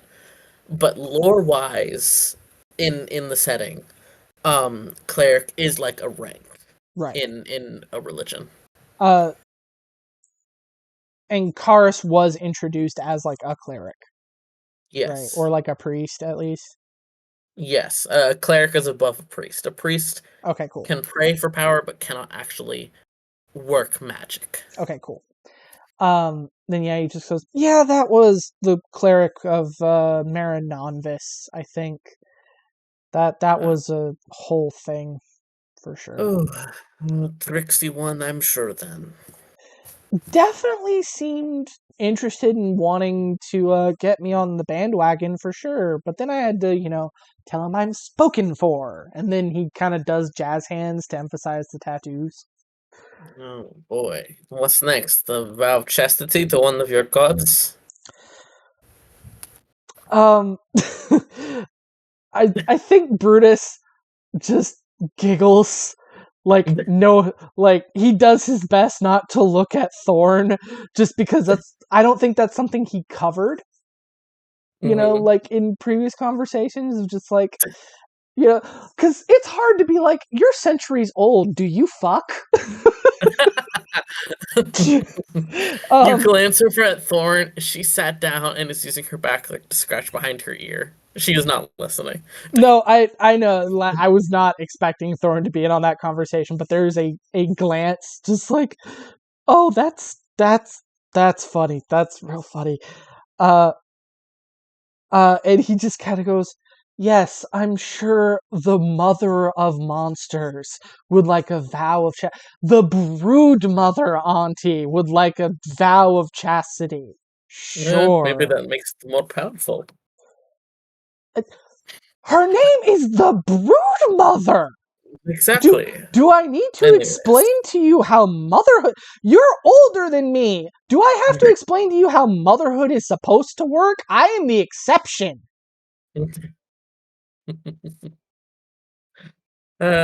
Anyways. Yeah, you relax while you can. I'm gonna try not to stir up trouble, but I promise nothing. Please don't. I already have enough gray hairs, Brutus. No, No more. no, no, no, no, no, no, not for you. Not for you. Let me clarify. I will not be stirring up trouble for you. I'm trying Yes, not to. that does not matter. Yeah, no, I'm trying not to stir up trouble at all. But even if I do, it's not your trouble. It's fine. Don't worry about it. And on that You're note, my he nephew. leaves. He leaves before she can respond. You start to leave, and then you hear a voice behind you go, Brutus, come back. He recognizes mom voice and just goes, Yeah. I cannot fucking believe they're not. How did she learn mom voice? I have questions. And then just like sticks his head back in the tent. Yes. She waves her hand for you to come over. He goes over. Did you forget something? Brutus is standing very specifically just out of tackle range, which he knows is a little bit more for her because she's not just bigger than him, she's a half orc who trained with his mother bigger than him. Mm-hmm. And so he's just like, I don't know, Auntie. Did I forget something? All right. I'll just tell your mother when I reply to her letter that the hug she wanted me to pass along was not received. He just laughs and he just goes, all right, you got me there. And he goes to hug her. She gives you a good hug, and right as it's like, about to normally end, she tightens briefly and like messes with you, squeezes your cheeks a little, puts a kiss on your forehead. There. Now you have all the mother fussing that you would normally get. He saw that coming and already was mage handing her hair in payback. Uh, and he's just like, yeah. I am. How fucking far away are we? Hang on. Need to look at map again. How dare? Really far. Yeah. I think Brutus just goes, I am like a quarter of a continent away. How does she still manage it? And then goes for the door. uh, there's some wolfy grumbling that at first you're like, I was darn annoyed, and then seeing, like, glancing down, the smile lines, she's laughing at Down? you. What do you mean down? I am looking to the You're right, left. you're right, up. At best, I am looking to the left. She is a dire wolf, and I am 3 feet tall. Yeah, her front shoulder probably comes to your chin. Yeah, like I can ride this bitch. Ayo.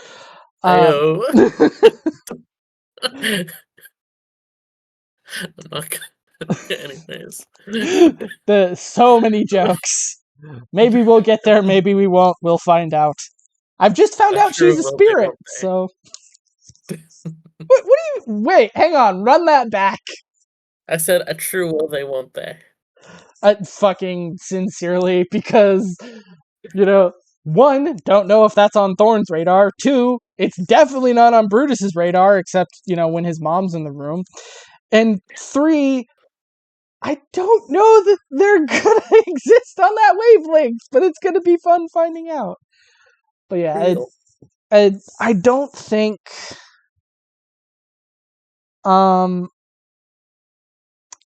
I think Brutus does double check with Thorn, like, mentally.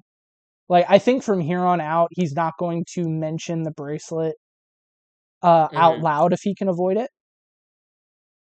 And he's just going to ask Thorn, like, I can probably track down a few places to maybe get some specifics on the bracelet.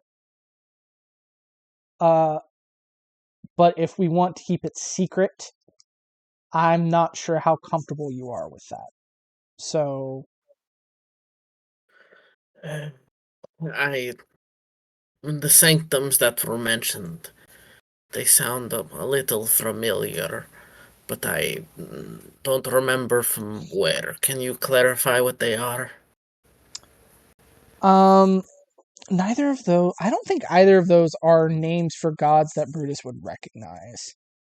Because again, he's Well, not like a super religious actually, dude. actually, hey, actually, even, um, Whoop! I have lost you. um, Here we go. I will copy and paste the spellings real quick so you can. Oh no! Hello. Hello. Oh, hello there. Yeah, Hi. you roboted hard for a second. Enough. Um, but so these are the names of the two libraries slash sanctums. And when you think on them a little longer, they do sound a little familiar. Specifically, because there is a god who is referred to as the Veiled Lucence, uh, and there is another god that is referred to as the Authorial Preceptor. Um, excuse me. Wahoo! And Wahoo! I won't dish beyond that. If you want information beyond that, you can either read the religion doc and make your own references, I or am rather doing so as inferences. we speak. Yeah. Alright, or you can make a roll and we'll see if Brutus knows anything beyond that. I mean, if you want to tell me what their actual names are, that would be great. Okay, It's Sahaneth and Yoon. okay. Okay, cool. They're even right next to each other. Yeah. Okay. Okay, so you know what? You know what? I think Brutus would know these. Just because they're relatively both connected to gods that he's connected to. Like, Yes. Sahaneth is kind of, yeah, You like, especially would, because Sahaneth is Hishanara's mother. yep, yep. So yeah, Wow. I think Sahaneth he'll know down pat who that is. Hmm. And I think the Preceptor, I think he'll have to roll for, just Hmm. because Go for it. I don't know if he would know that offhand. That is a religion check, I'm assuming. Yes. Okay, cool. So that's like an 11. Okay. You definitely know more about Sahaneth, and although you may not have ever been to one of her sanctums, you can make some assumptions about if it is indeed a library, what it might be about. But for Yoon especially, you've actually probably been in a sanctum of the Preceptor before. They are often archives, very quote unquote normal libraries. They're what a fantasy setting would consider to be a normal library. There are magic things there, there's magic books, but it's very much a center of archivists, wizards, people studying for school, engineers, blueprints, all those good library things. Okay, So cool. it's really depends on what vibe you're wanting to lean into. Um, so I closed the lore document like a fool. Why did I do that? I Don't worry, I can't. know the feeling. Yeah, I can't believe I've done this. Why have I done this? I even closed Discord on my phone because whenever I tried to open it on my laptop is when you roboted out and you lost me for a second. So Oh no. we're gonna go back because I need to double check the other two gods because I know one of them is a knowledge god, but I don't remember which one I'm connected to offhand with what I need. Oh, are you referring to Vidaigi? Yes, that's the one. Yes. That's right, Vidaigi, because Angarda's the more warrior-like one. yes. Vidaigi, as far as, even just going off of that 11, might have had something like this at some point in time, but has been missing for a long time in some form. And often the worship of Vidaigi is often very private and individual. Yeah. And see, that's the thing is Vidaigi is one of his tattoos. So, Yeah, and uh, funnily enough, Vidaigi is also Sahanna's child. yeah, that's hilarious. That's great. I love that. You're going to the MILF, maybe. No, I'm 100% going to the MILF. I think he replies to Thorn just like, uh, Preceptor is fine. That's more generalized knowledge, but because of how general they are, there's a lot more people there. I'm not sure. I'm not sure I want to take that risk. All Uh, right. Lucine is uh, the mother of the maiden, so I feel like we might maybe Oh, have more luck there. Oh, so Hannah. Yes, Yeah. yes. I feel like So, that might be a little better for us specifically. she fed me chocolate once. Made me sick, and she felt real bad. Yeah, I was about to Anyway, say chocolate not good for dogs historically. hey, it was very early on. Fair. Well, hang on. To be clear, for Hmm? early on for chocolate or early on for you being a dog? Um, hmm. That was so long ago. I'm not entirely sure. Could be either. Just Fair. keeps walking. I no none of this is Brutus coming to a halt. They are still heading towards the city. Like Hmm. Brutus is just like very curious. Yeah. Um and also I do think it's funny that it occurs to Brutus like, "Oh, hey, you're old. You might be older than chocolate. I don't know."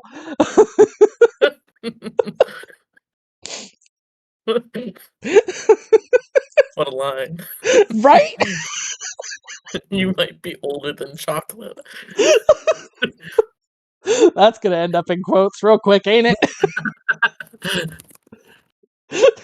No comment.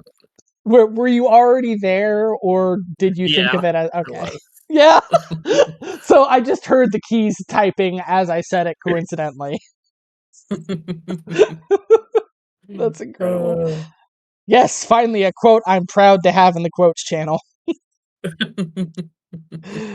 Okay. But yeah, so I think that's the goal is head to the Sanctum of Lucine and kind of clock the vibe before he makes any commitments.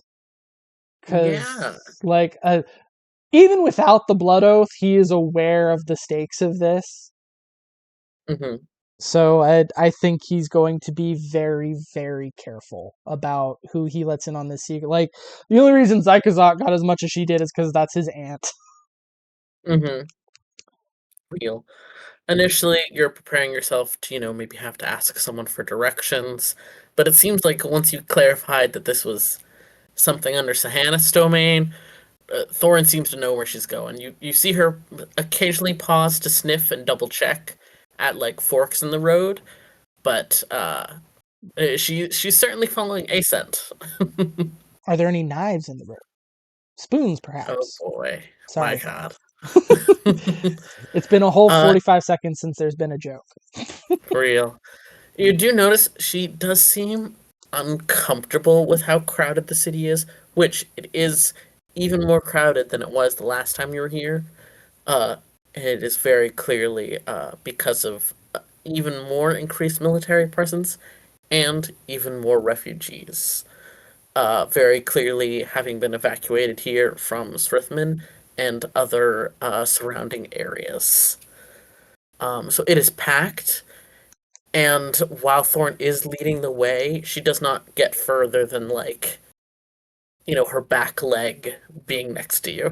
Yeah, I think Brutus is like clocking that she's nervous. Uh, starts walking just a little bit faster to like get a hand on her shoulder, like not just to make sure, not only like, hey, it's crowded, there's a lot of people, I should probably stay close, but also Hmm. to kind of reassure both of them because like Brigham's a big city, but it's not normally this crowded, and also like he's noticing the refugees, he's noticing the military presence, and it's ratcheting up his own tension a little bit, and it's as much for his comfort as it is for hers. Hmm. Uh, and I think he even like says in her head like, "I'm gonna stay close. I'm right here. If we need to duck into an alley or something to get some space, let me know. I'll do the same." I appreciate that. Having something very specific to focus on is helps, especially because it's a scent I know well. If you were asking me to track a stranger, this would be a whole other story. I can only imagine. Appreciate that, by the way. That's really helpful. Eh, you know, I just follow the smell of guilt and chocolate. That is hilarious. And I appreciate knowing this so much, but also if I get into contact with yet another god on this, I am going to pitch a fit in between having to not laugh at her for giving chocolate to a dog. Oh, give her a break. Things were new. No, I understand. It's just also very funny that I know something a goddess apparently didn't. I mean, everybody had to be the first to learn something at some point. This is true. It is still funny, and I will still laugh about it, and it's going to get me in trouble. uh, maybe so. But the two of you wind through the city, uh, and even if you weren't, you know, shorter than the majority of people, this would be a rough crowd to get through. But wow, shocking when you have Big Dog that occasionally snarls at people that bump against her. It's a lot easier to get through the crowd.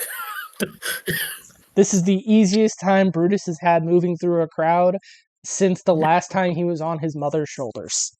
Real, real. The only way it would be easier is if you were like directly sitting on Thorn, but it's a little early for that. Okay. But even even from a distance, as the two of you stop in a large square, it's very clear right away which building is probably the one you're looking for. It is on a raised series of stairs. It is a pillared, open air looking building.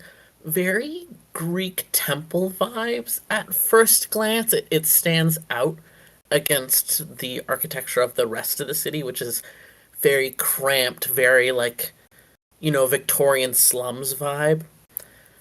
But what you notice is, even glancing up at this open air structure, you don't see like bookshelves. Um, and as the two of you ascend the staircase towards this pale pillared building, it becomes clear that the center of this building has a sunken floor that sinks down into a series of further staircases and even a ramp. We're inclusive here. Um, though there are a number of people, it doesn't seem like necessarily guarding the entrance, more just standing there and like stopping people before they just willy nilly walk in and just being like, hey, do you need something specific? Do you have an appointment? Or are you just browsing? And directing people which staircase to take.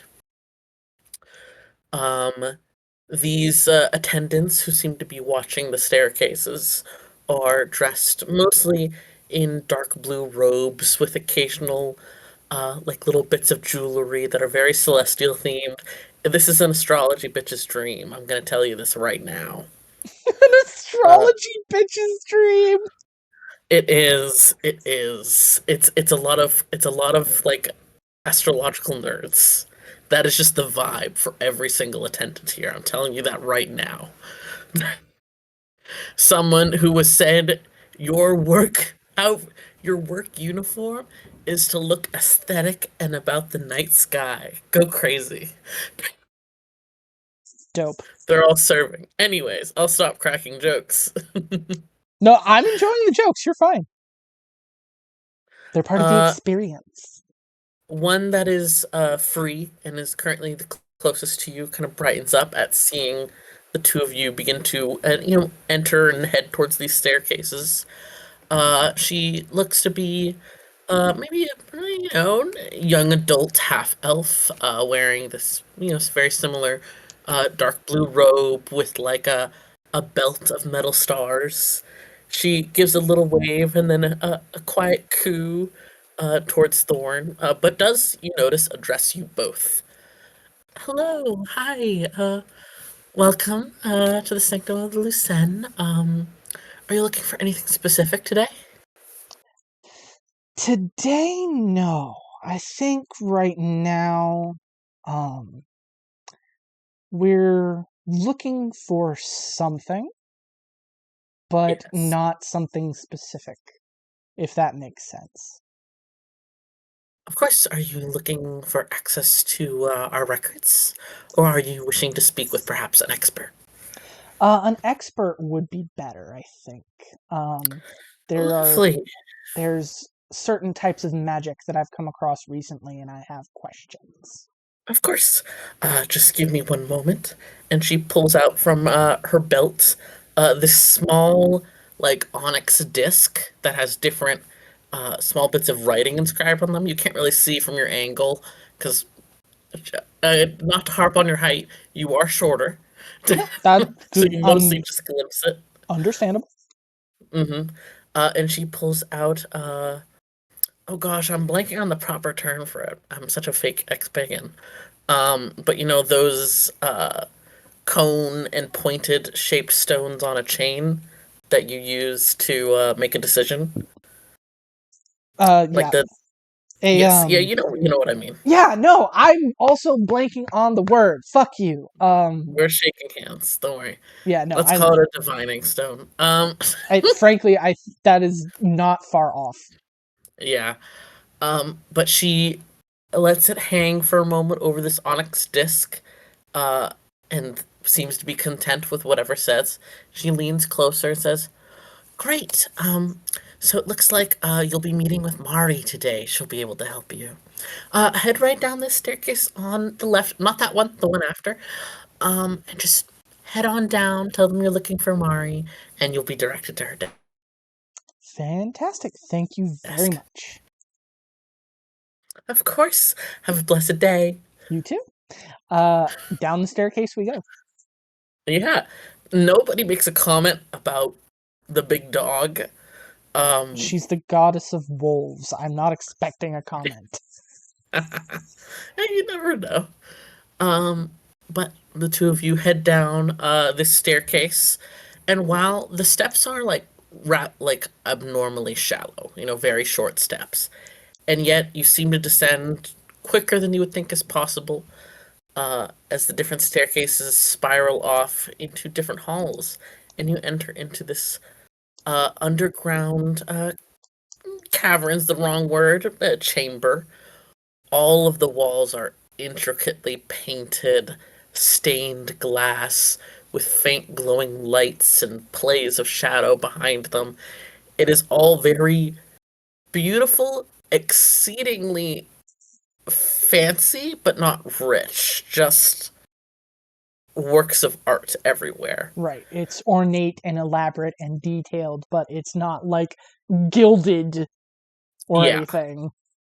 It's not about like jewels and like precious metals. It's It is the just expression, not the beauty. presentation. Exactly. Um, at the bottom of the staircase that you're going down, there is a larger reference desk where there's very clearly what you would assume to be interns, as most of them look to be more like high school or even younger age, bustling back and forth, organizing things, scribbling down on reference cards. One of them is like trying to precariously hold what looks to be a box of like like crystals and stuff, like you know, proper round crystals. Um, it's just a hubbub of activity, and one does stop and go, yes. What desk are you looking for, sir? How can we be of assistance? Looking for Mari, please. Yes, all right. I'll lead you right on over. And this young human teenager begins to like power walk down a short aisle of stairs. Stairs, fuck me. Desks. The area you're in doesn't seem to be like an actual library. There's no bookshelves. It's a lot of like essentially like, nice looking cubicles. And as you pass by, you can hear different whispers of conversations. Somebody's like grading gems, somebody else is getting legit a tarot reading. Like, this is just a center of business for a lot of different specialists, apparently. Nice. And this intern stops in front of one and says, Mari's right inside. She should be finishing up with her prior person in just a few moments, please. No worries. Thank you very much. Of course. And they skitter on off. This Mari's quote unquote cubicle is not closed. There's no door or anything, so you can get a pretty easy view of what's going on inside. But noticeably, you do not hear a single sound. When you get close to Mari's cubicle, there is almost like a bubble of silence, and what little you can hear from outside is muffled like underwater. Uh, who you would assume to be Mari, seems to be a Winjanasi. She's sitting at this desk and is overlooking a series of stones or something of that sort on the desk in front of her. She's sliding them different places, and you can see her mouth moving like she's talking. And the person sitting in front of her, who has their back to you, is wearing a similar colored robe to the rest of these acolytes, but it's much more ornate, has like leather armor incorporated. You could pretty easily make an assumption that maybe this is someone of this same order, but maybe is like actually out on the field. They talk back and forth for a couple more seconds, and then eventually this slightly armored person stands, gives like a respectful bow, and turns to leave. And you see a strip of cloth is covering their eyes. They pause, kind of give you a respectful bow, and then walk past you. Brutus kind of does like the half nod thing of like, I'm not in your religion, but respect, and then goes into the cubicle. I assume Thorn at least attempts to follow. I don't know how much space is in here. It's a squeeze to get through the opening, though she settles underneath the desk, and immediately Mari like breaks out into a smile and is like glancing down under the desk, going, "Oh my goodness! Hello there. Would you like a treat?" You can hear the thump, thump, thump of a tail. Oh, hello. Sorry, I'm Mari. She holds out a hand to you. He shakes her hand, grinning, and he's just like, "Oh, she loves treats. That's Thorn." Um, Hello, frankly, Thorn. yeah, she's a delight. It's great. Yeah, you can give her a treat if you Uh, want. I promise she it's doesn't bite. oh no. Oh, I'm sure it's been so long since we've had a long one here. And she goes and pulls out a jar. You can see Thorn's ears prick at the term long one, though makes no other move behind that Does besides that that. does that ping anything for Brutus? Because now I'm curious. It's not a term you've heard before. Uh, Uh, I think he's gonna but shoot her a quick thought long one. it's the original term for spirits. Oh. Most. What? Whoa, hang on, hang on.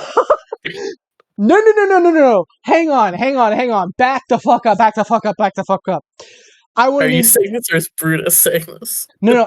This is completely out of character. Hmm. This is completely out of character. You're telling me that Thorn went to all of that. There are very few people who know about us in the world. And then the first motherfucker I go to talk about this goes, "Oh yeah, a spirit. I know what those are, and I know it by sight."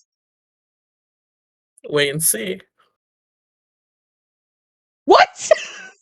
Wait Okay. and see. Okay. Yeah. But Mari returns, grabs like a small treat. It looks like, a baked piece of like maybe bread and meat, like a broken off piece of like a breakfast pastry or something like that, shockingly. Something probably even you could snack on. It's not like dog Right. specifically. Gives that to Thorn, who very happily is munching on it under the desk. And Mari straightens back up and looks at you. You know, she is very like she doesn't quite have like normal eyes. She's very much like constructed of wind. She's not like a humanoid that vaguely looks like wind. She is wind. Right. Um, and where her eyes would be is mostly just like darker swirls of wind and air, like a like an oncoming storm. Um, and there's something about her that's very ethereal, but you know, could also just be that she is a very elementally inclined genasi. Um, so, Brutus, you're looking for assistance with an item? Back up. I Yes. don't. I don't remember. I don't remember giving her my name.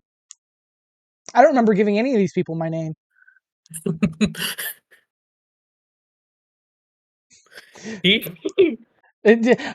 I need you to clarify for me because my memory is dog Mhm. shit. Did I give them my name? Because I don't No, think I did. Okay, no. but Mari's the only one who has addressed you with a name. Everyone else has said sir. That's why I'm checking. Yeah. So yeah, I think Brutus just kind of uh there's a chair, right? I'm Yes. Yeah. okay. I think It's very Brutus plush. yeah, I think Brutus like sits in the chair and just leans back and kind of like does the the Clone Wars Obi-Wan pose of Yep. like arm across his stomach and then the other one propped on the wrist and just kind of drags a hand Hmm. down his face like cheekbone to jaw. Just like I don't remember giving you my name and I'm not familiar with the term long one. So before we get started, could you clarify those two things for me, pretty please? Yes. So I'm Mari. I'm the Order of Moonshadow's spiritual specialist. I had only thought that I'd get to see one person today since I have a very, very specific role here. So I'm pleasantly surprised that I was informed that I'd have somebody else today. I was informed that you would be visiting me. Uh, it is lovely to meet you, and you as well, Shadowwing. And at that, Thorn goes so intensely still. Um, so the item, I'm told it's a piece of jewelry. I need you to back up for a second. Yes. How do you know my name? Give me a little bit of history about Long One, and let's go from there, please. I am new to the whole deities thing. I'm still getting used to it. All right. Apologies. I know a lot, but only what I'm told. And I'm not often told all of the details, Okay, just fair some. enough. So, like I said, my name is Mari. I am a trained specialist in what we might nowadays call spirits.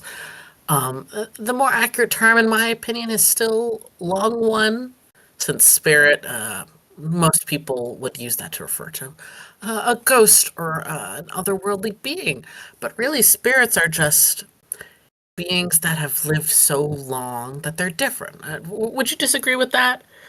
There's a discontented grumble under the table.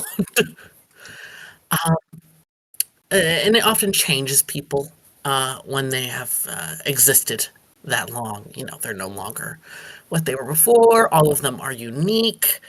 Um, there's no one specific way to become what we might call a spirit. So I just find that long one is a bit more all-encompassing, personally.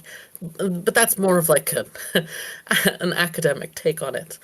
Um, so I know your name because in the morning briefing, I was told that you would be visiting. I had originally thought that I would just have my prior visitor today. I don't normally get a lot of people coming and asking about spiritual matters, at least not nowadays. Point of Um, order, really quick. Um, I mhm, went straight from Zykazok, who was mhm. have like that was like a 5:30 a.m. Like we're being generous with these times a little bit. That was like a 5:30 a.m. meeting. I went straight from there to here. So what time-ish is it? Because holy shit. I would say, I mean, if you had that original conversation with Zykozok, like we said, around like 5 to 6 a.m. No, Chloe, this is an F. It's funny. You're not gonna know anything that's going on right now. I've turned Connor on their head and introduced a bunch of lore. Um, Finally, so we it's have probably another plot Bible walking around. no, Chloe, you can stay. Yeah, no, You're more than fine to you can stay. stay. You're just going to be confused as shit until you re-listen to the recording.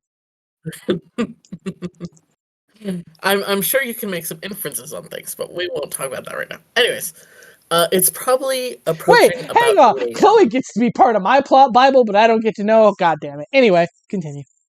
Chloe, you're fine. I am joking. I promise. You're fine. Anyway, continue. a.m. It's probably just before 8 a.m. right now. Okay. So, morning briefing was ballsack early. Mm. So, um, I think Brutus is the next question Brutus asks is like, when was morning briefing? Uh, Normally 6 a.m. And then Okay. we all get to have breakfast together and we all go out and get ready for the day. Okay, cool. So, you were told my name, you were told Thorn, very pointedly. Oh, apologies. I know long ones can be quite private about names. I apologize, Thorn, if the one I used was not the one you currently prefer. Thorn gives another loud grumble under the table. Um, and you were obviously told why we're going to be here. Is there Yes, I any, was. what else were you told in the briefing so I know where to begin? So in the morning briefing, we get told the list of everyone we're going to be seeing for the day. Normally, my list is either 0 or maybe 1 if I'm lucky. So a very exciting day to get to. Um, but we get told names.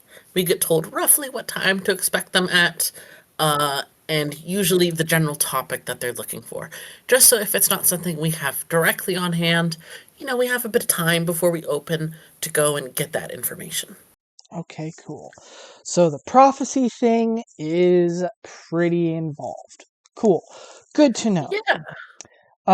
And then I think as he's saying that, he pokes Thorn again, just like, are we cool going all out on this? Because it feels like she's already fully clued into the whole deal. Um, Thorn is quiet, very clearly thinking, but eventually responds, "Hmm, I don't know. Does she seem fully trustworthy?" I don't know enough about prophecy to make that call. So if you'd rather I dance around it for a minute or just see where she wanted to take the conversation, I am happy to do that and make guesses from there. Maybe some dancing, just until you have a better idea if this is trustworthy or not. I trust Cyaneth, but I don't know the individuals. Yeah, especially considering what we're fighting has a history of double agents, probably for the best right now. And then out loud he goes, okay, so, sorry, kind of cut you off there. The item in question, you had more to say. Please continue. Oh, I was just told that it's an unidentified piece of jewelry. That it has an unknown source of power in it, and that you were hoping to find some assistance on it. And that's a bit vaguer than I'm normally given, but I think it was vague because maybe, perhaps, you weren't entirely sure what specifics you were looking for. So I hope you don't mind being patient with me while we work Of through this. course. Okay, cool. I have all day. You know what? That's a fair point. Don't tempt me with a good time. Um, Look, what was her name again? Mari. Mari. Can All have to right, type it. that's fine. Connor is having a brain fart. Yeah. So Mari, I'm a locksmith by trade. I am action, reaction, cause, effect, that sort of thing. I like knowing the mechanics of things, how to start, because if you know how to start, then you can generally make a pretty good guess about what happens next and lead from there to the finish. So, where this starts is with the veracity. And also, apparently, with Sahanith handing you information that I wasn't sure I was going to share when I walked in the door. The veracity is turning people on a pretty fundamental level. People are turning against families, longtime friends, long-held beliefs, and it is not of their own free will. It is because there is nothing left in them but a hunger. So I hope you'll understand, deeply wary of anyone who knows more about me than what I myself have told them. I understand. Well, I hope it will assuage some of your worries to know that personally, I have next to no magical power. I can occasionally summon things such as identify or detect magic or other things of those kinds, but only when Sahana directly gives me that specific spell. So I I am cannot be one, here reading your mind or magically coercing you or anything of the sort. uh, 16 insight. How straight is she playing this? Very deeply straight. There is, since that's insight, there is a flicker of sadness when she's saying, like, she doesn't have magic of your own and only gets very direct, specific spells when Sahana says.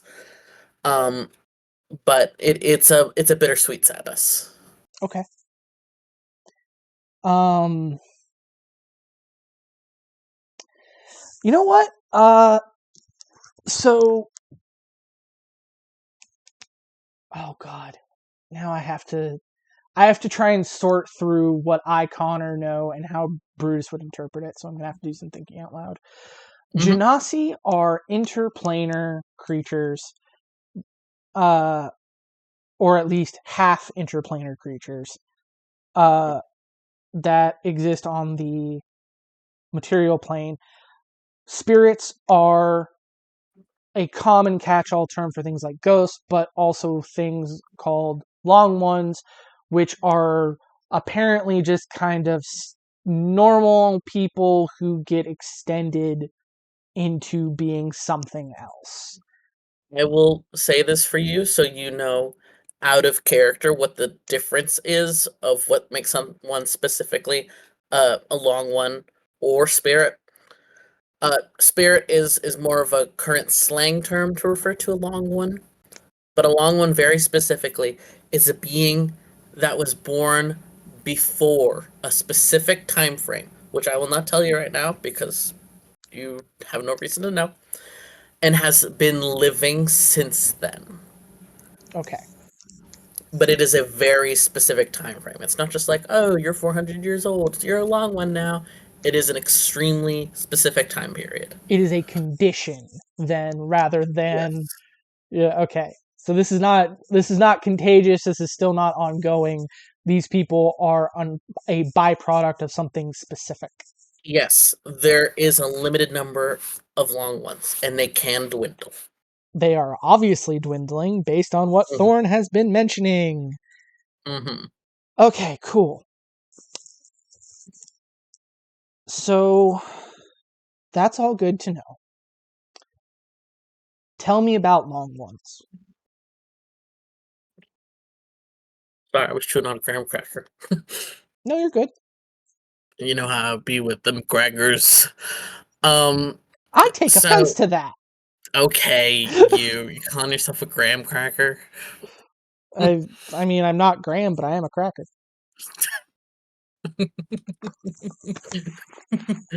uh, um, but she pauses for a moment and then kind of makes a gesture with her hands. That is a very big topic. It is, yes, my field of study. Uh, Essentially, you could consider it like it's what I got my degree in. I'm the foremost specialist in this city on spirits, that kind of thing. But it is every long one is unique. Okay, Um, let me narrow it down then. mhm, They're all unique. You yes. said none of them come about quite the same way, which I assume means they are made differently. It's not, oh, gods can make them, or oh, if you drop them into this specific pile of magical components, along one may come out the other side, or it may kill you. I'm trying not to do superhero references, but there's only so much I can do. I Truly. I genuinely almost said a vat of toxic acid or some shit. Hmm. Um, so there's not a specific way, and there's not a specific deity. What commonalities are there if they're all unique, other than being uniquely long-lived? This is something that is debated within scholar circles, but it is something that the Dreamweaver has never corrected me on. So I take it to at least have at least the majority of truth to it. In the beginning, there was gods and there was long ones. Fascinating. Okay, It so is theorized that gods and long ones are not of our world, that the long ones were the denizens of the prior world of the gods, and that they came to Dormandel or made Dormandel or whatever people choose to believe, but they came here together. They were once normal people is a complicated term, but they were once mortal. They can die. They're not gods. There is technically one long one that became a minor god, but it's very debated about which one that is. Um, but beyond that, their individual abilities are very unique. They often, most of them speak the same language. It is a language of magic,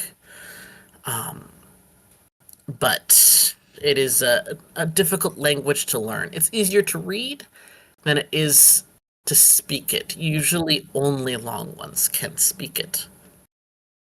as in you're not physically able to speak it if you are not one of Yes, them. Okay. correct.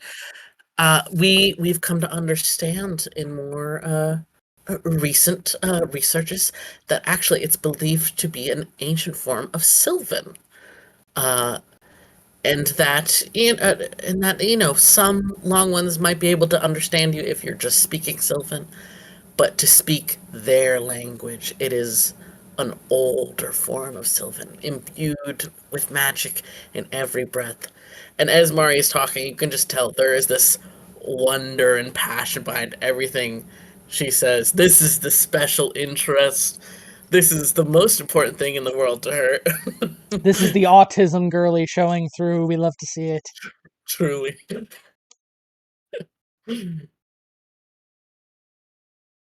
But I mean, I suppose I could refer back to um some of the most famous spirits in history. Um, there was an ancient beast of the sea that took the form of a leviathan, and it was an ancient battle that caused two of the old continents to split. But there's also long ones who are of very humble origins. I've heard about a shepherd of butterflies. It's their level of power and involvement in the world varies vastly. The most of them choose to reside in planes other than the material. I don't think I'd blame them for that one. This one would get complicated fast. Yes, and there's many theories that the gods and the long ones did not always get along. No one always gets along. If anyone says that, I'm immediately suspicious. Most of the most of the pantheons, not all of them, but most of them are at least protective of the long ones. But uh, not all of them. Um, I think Brutus is going to shoot a quick thought at Thorn. Mm, I apologize in advance if this is rude. Do you read your language, or do you just speak it? I can read it. Awesome. I think he's going to ask Mari then. All right. First action item for me then is, would it be possible to get my hands on like an encyclopedia, a quick like is there a learning guide that doesn't require spending the next 5 years of my life in school to learning the written language of the long ones? Not really, sadly. Um, while I am a research expert, and while there are other informed experts around the world who do know bits and pieces, this is all very protected information. And what I do have had to be individually taught to me by one of the caretakers of the long ones. Um, it is it is not something you go to a college to study. It is something you have to go to one of the very specific caretakers and study under them and learn their I ways. think Brutus puts up a hand and just says, I get the idea, rolls down his glove, shows her the brambles on his wrists, and just goes, trust me, I understand. And rolls the glove back up. She is immediately lighting up. We, we thought the weary knight was dead. Where, or one of the mystic spirits. Whoa, Where whoa, whoa, where hang did you on. What did she just say? where where did you find the weary knight? You get the sensation of someone glaring at you from under the table.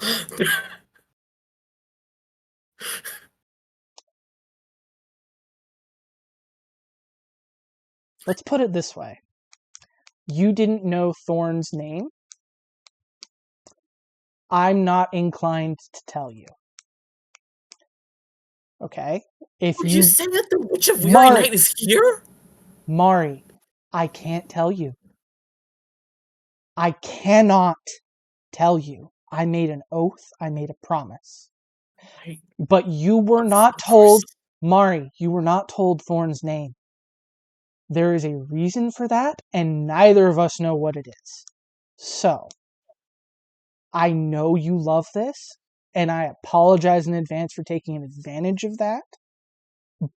But apparently, I am being swept up in something much bigger than me, and much bigger than you, and much bigger than Thorn.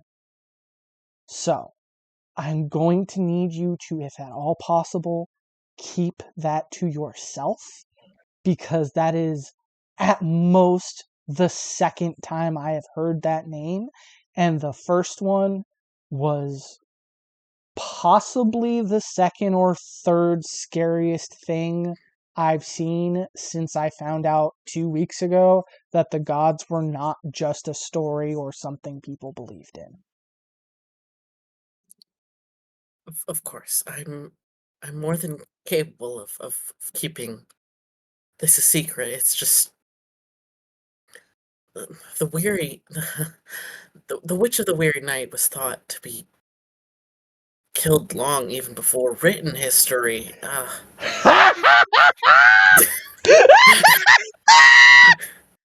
If Oh, Thorn's gonna be so if if I might ask mad at me! permission to share this information just with the caretaker who taught me this, I uh, think I, the I I I know think she'd be very happy to hear. the specific choosing of the word caretaker gets Brutus to shoot a thought at Thorn. I know you are pissed at me right now, but that is a very specific word choice. Do you have thoughts? Ask which one she studied under. Which one did you study with? Oh, oh, oh my! The Witch of the Wandering Wing. She was just lovely. She came and spent a few months here to train me, and Brutus it is was just not the paying any greatest more time. attention. He's immediately checking in Yeah. with Thorn. You clue in. You connect the telepathy. Thorn is laughing, and eventually just stops laughing to say, "That bitch already knows." That uh, is, though, I will warn you. Uh, Mari seems very emotionally attached, so maybe don't tell her this. That is the caretaker that is currently missing. duly noted. Um, Brutus lets Mari finish talking, which probably takes a good 5 minutes. Yeah, Uh, she's rambling on about her teleporting cottage and like how she's a caretaker of the wild and nature and all these things. And just she eventually trails off when she realizes that you're just watching. and that was Wandering Wing, you said? Yes. Making a note. Cool. Um, I think Brutus is going to nod and just say, that seems to be just fine. Um, no one else, please. For my sake, kind of gesturing to his wrist, as well as yours. Okay? No one else. Of course. Of course. I mean, Sahanath is gonna know, but we're at a temple of Sahanath, so I mean, I mean, to be fair, Zahanath already knew I was coming, so I'm not super concerned. Uh, of course. Yes, of course. okay, so next big thing I need to know, how in the world do you have a list of who's missing and who's not if this is supposed to be such a tightly guarded secret? That seems like an I incredibly dangerous thing to have floating around anywhere in any form. I don't have a list of all, but I do know some of the main ones that have gone missing. And I say main because they were the ones who mainly interacted with mortals. There's some that were, guardians, protectors. They might have guarded specific The noticeable places. ones. Yes, there was one that once was charged with guarding the nobility of one of the independent city-states, and after the city-state fell, nobody has been able to find that spirit, apparently. So it's unknown if they were killed in the attack, or they were taken, or what. I think Brutus is kind of doing some mental math and makes a connection, and he's just like, this is gonna seem out of nowhere, but I'm double checking because I'm looking at as much information as I can think of. Would Vidaigi be one of the mortals, or one of the candidates who might have been a long one and got promoted to godhood, essentially? A theory that some have tossed around, certainly, but no. This has been disproven by the Dreamweaver herself. Okay. Um, though Vidaigi was considered to be a friend of many spirits, and sadly, one of the ones that is missing was essentially his closest companion. And Uh, it's believed that they went missing because they were searching for Vidaigi. Vidaigi's closest companion. Don't make me dig through the lore doc again, please. It's not in the lore doc. Oh, it's not in the lore doc. Okay. Can I roll to see if I know that, or is that like, again, one of his tattoos? I feel like Brutus would know, have a very good chance of knowing that. Yeah, you So could roll religion. cool. I think that's a +0. Fuck you. Fuck you. I cannot believe these roll. That's another crit. Uh, I mean, you certainly don't know names. You're pretty sure that even like experts or like high people in the religion of Vidaigi wouldn't know names. But you know that Vidaigi has like an order that essentially follow after them. Fellow explorers and hermits that also take up this charge of knowing and learning and discovering like unknowable places. Um, they're people that have apparently been collected over time that are low key immortal, but more just because Vidaigi is allowing them to live until their personal drives to discover and learn are fulfilled. Like essentially until they fulfill their goal. And considering their goal is to know as much as humanly possible, it's kind of a catch-22 of, as long as they have a thirst to know, they will not drop dead of old age. Yes, you know Cool. that, like for example, I'm not going to name them because they don't have a specific name. Brutus probably knows it, but we're not going to get into it. But was like the person who eventually became the creator of the of Counterspell, like somebody who was searching desperately for any way to create like anti-magic measures is considered like the ancient like researcher who discovered anti-magic and like dispel and things like that. Silence was probably where they started. Dope. Yep, exactly. Okay, So like cool. there's various very important like learned people throughout history who people have theorized might have been, chosens of Vidaigi, but it's hard to know for sure. Okay, cool. Um, Unless of course they had a suspiciously long life. right. Like it's hard to nail down for certain unless they're in the public eye. Yeah. And considering today one of the most common crimes in the world is pension fraud, uh, Crazy. crazy. Yeah. Fun fact: did you know that some of like the records held by people of being the longest lived person in such and such place is actually because their family was collecting their pension and just hadn't I reported them believe it. dead for like 20 years? I completely believe it. Apparently, very common in Japan. Oh boy. Anyway, I learned that like yesterday, and my brain has been spinning it around like, that's insane, and I love that humanity is so fucking weird. Anyway, back to the present moment. Um, I think Brutus is gonna check in with Thorn again. Because he's like, okay, this information seems solid. She's not 100% in the know, which frankly I find reassuring. Uh, but she does seem trustworthy. Are you okay with me giving her the bracelet to see if we can find more? I suppose so. It's not like we have another lead.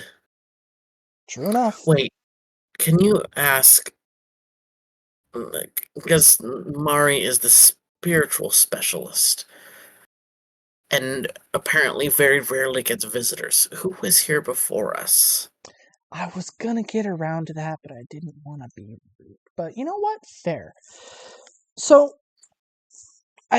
I'm nosy, and again, this is obviously dangerous. Normally, if you only get the one visitor a day, I mean, who was the guy before us? Cloth tied over the eyes. I'm not asking what they were here for. That's not my business. But they looked like they were part of your order or affiliated, perhaps. Uh, yes, I can tell you what's public knowledge about them. Um, so that's Toronto, and I will type that. Tonto. Toronto, What a name. Toronto. No, it is not Toronto. I have typoed it as Toronto many a time. Tonto. It's also not Tonto. Real. Wait, hold on. I lost my page of my notes. Hello, Chloe. Hello? Oh, hello, Chloe. Don't say. Shh, don't say anything. Toronto is not here. Tonto was here. Toronto literally walked past. I'm. Uh, where is... Do I have to track down Games Tonto on just to make Chloe not squee through the ceiling? No, it's fine. Where is... Here it is. Fuck's sake. Um, yeah, but Toronto is one of the um, uh, members of the Order of Moonshadow, which I will make of note to you, Connor. You Brutus doesn't have to make a roll to peripherally know that name. You know it is essentially like the combat force, like the combined like combat squad of both Sahanath and Hishanara. Okay, cool. He's part of the leadership of it. I'm not entirely certain of like the specific role, but has a history of also studying under caretakers, and I believe is assisting in some of the searches for the various missing long ones. Okay. Yeah, I guess that would track why he'd be coming to you so often then. Yes.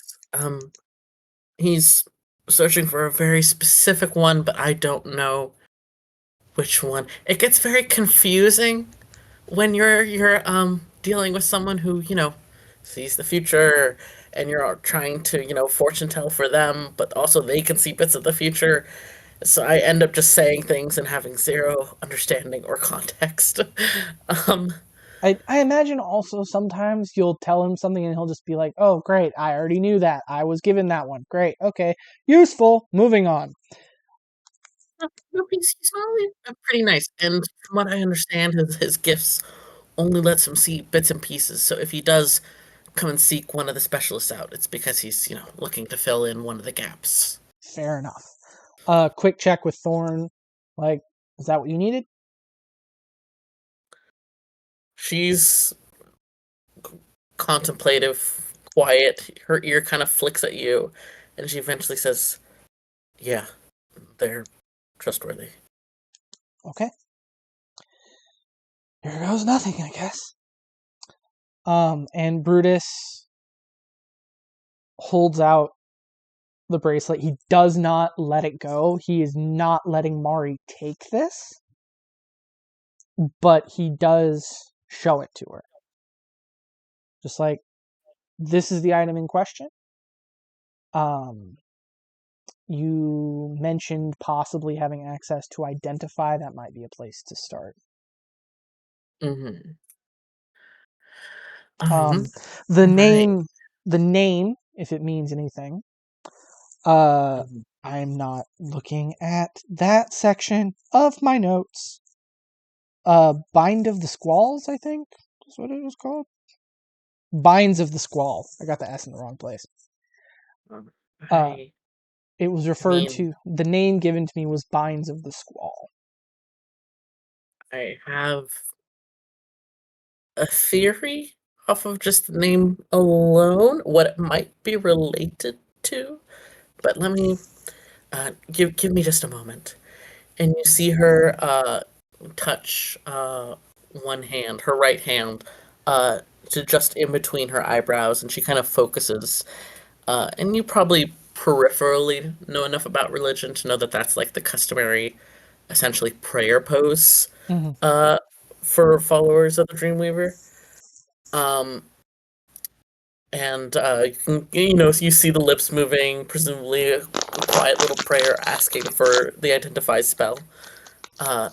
And you see the winds almost change color for just a moment. They curl green like an oncoming hurricane. And when they eventually settle, Mari opens her quote unquote eyes again. Says, "Oh, yes, I have been given permission to use the spell. All right. Are you all right if I just place my fingers on it? You can still hold it. That's fine. All right." And she leans forward, and she doesn't bother ritually casting. She can't. She has one spell slot that is tailored to this one spell. There's no use ritual casting. Literally, she gets whatever spell slots for whatever specific spells whenever she asks for them, and that request is granted. Well, only if Sahana says yes. But Mari places her fingers on the silver bracelet and focuses. And the casting time is still a minute, but after a minute, you see the metal almost shines briefly as if the light source is moving and the shine is thus moving across the metal. But when it returns to its previous position, Mari straightens up. Um, so, first of all, There's a this spirit in there.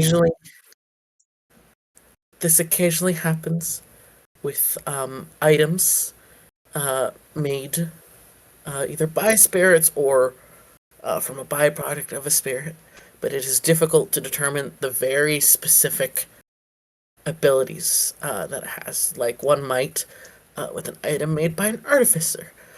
But that could also be because there is, yes, and it's not just trapped in there. This is the spirit. The long one was turned into this. Its body was destroyed. Okay.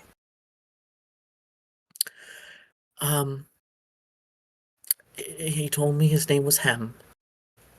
Hem. Motherfucker! What? That name has come up somewhere and I don't remember where. Funnily enough, I didn't think you would be the one saying motherfucker.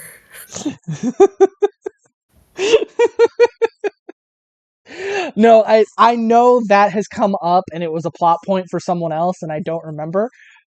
Oh, fair. But I know for a fact that name has come up and I'm going, God damn it, I don't remember whose plot this was a part of, but I know it's part of someone's plot. Chloe, you're making buttercream. You're so valid. But yeah, I mean, it's not a name that strikes anything for Brutus right this second. No, Brutus doesn't clock it. Brutus has no context. Anyway, so... Real. Oh, God. Don't send me food, Chloe. God damn it. Anyway, she was in the middle of the sentence. Sorry. He said his name was Hem. Did she get anything else? So I'm just looking at Chloe's cooking Slay. I desire buttercream. Chloe's screaming in my DMs.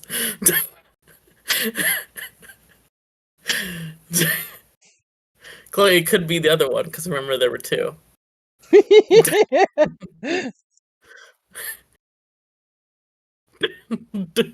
Anyways, um, I hope to be yelled at by my fiance. Chloe, you can yell at him later. We had been going for, hang on, let me click over to OBS really quick. We've been going for a couple hours now. We have been going for 3 hours. We've got to get through this. I'm so sorry. I thought there would be some lore dump, but I didn't think it would be this much. Yeah, no, I'm fine with it. I'm having the time of my fucking life, in fact. I'm having so much fun, but also we do need to finish up at some point, and Chloe yelling at you is just going to make it take longer. Real. He said his name was Hem, or Endure. He seemed confused, unsure, not even sure where he was or how he got there. I believe, I assume that he is a wind-related spirit or something like that. There was a touch to him that was familiar, but I don't recall ever meeting a long one called Hem or Endure before, or I don't know. Not on your list of missing men? You said it's called the Binds of the Squall. Yes. The Squall was what the hand of the caretaker was called. Hand as in like the knight, the protector, the sworn defender. The caretaker as in the Wandering Witch of the Wandering Wing caretaker, or another one? Wandering Wing. At that, you hear like faintly Thorn start to whine, but she makes no move other than that. Brutus pokes her in the brain, checking in. You alright? I knew him by a different name. I've just realized who that is. Okay. What do you need right now?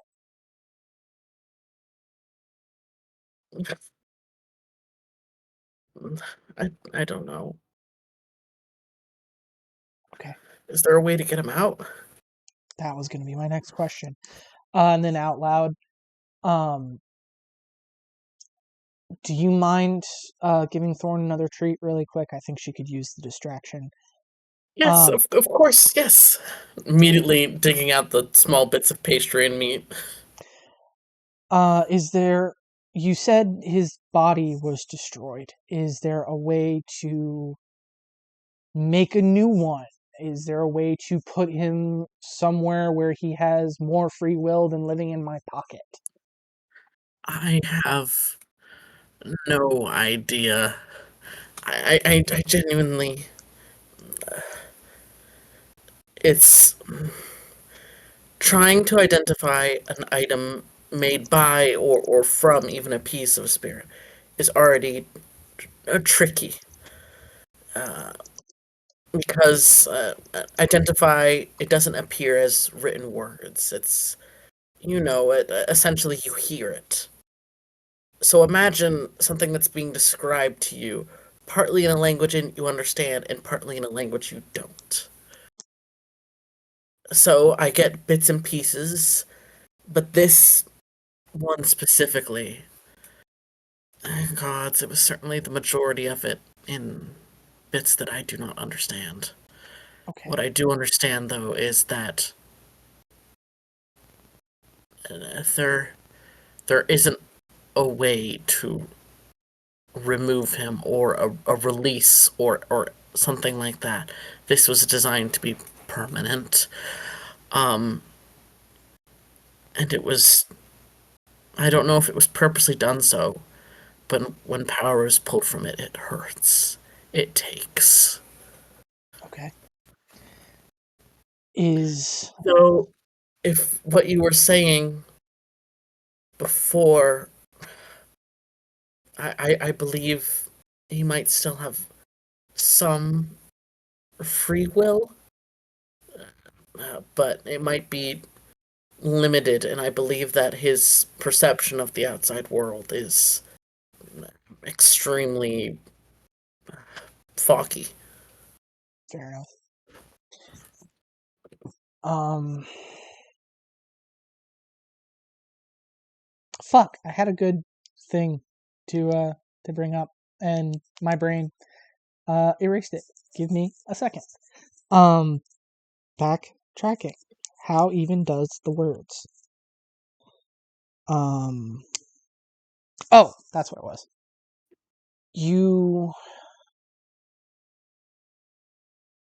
I imagine you've already told me all you can, but I have to ask just in case. Is there any way to track this back to who made it? Is there a way to identify a magical signature? If you saw it again, you would recognize it, kind of thing. I believe that if I saw another uh, item perhaps made in the same way, I could confirm that, but this is not my biggest area of expertise. Maybe an artificer could, but I know that most artificers, not to speak ill, but often like to sign their work, even if it's just in ways that only other artificers would understand. But I could not even find a gleam of that. This did not seem like something that was forged and then Endor was forced into it. This is all of this is Endor. Okay. The soul is the vessel, is this not a soul in a body which will then move on when the body dies, but when the bracelet is destroyed, Endure goes with it into nothingness, not into an afterlife as one might expect. That's my understanding. Okay. And I think this might be the first time since Brutus walked in that she is afraid of the people in the room. Because I imagine Thorn is not taking this very well, and Brutus is getting very quiet, very focused, and the anger is starting to slip just a little bit. Mm-hmm.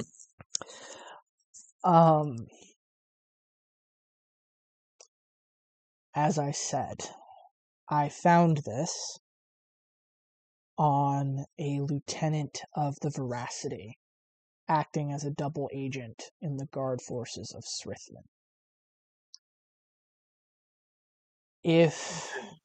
Okay.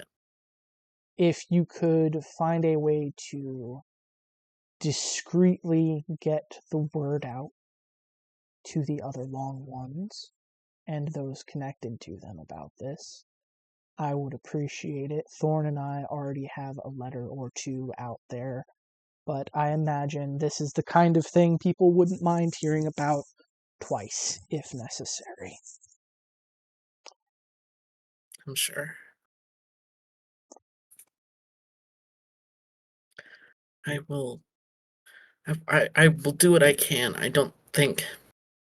I definitely don't have enough power in this field to reach out to a lot of people, much less for them to necessarily believe me, or at least believe the severity.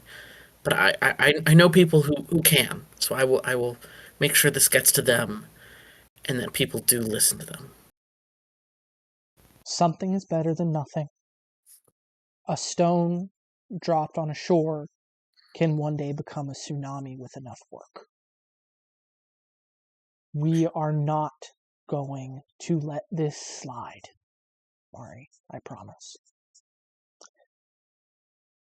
In your professional opinion, and Brutus is like visibly shoving the anger down, and like forcing his voice calmer and like forcing the anger out of his voice. Like he's doing his damnedest to put that in a box and deal with it later. In your professional opinion, what would be the best thing to do with Endure for the moment?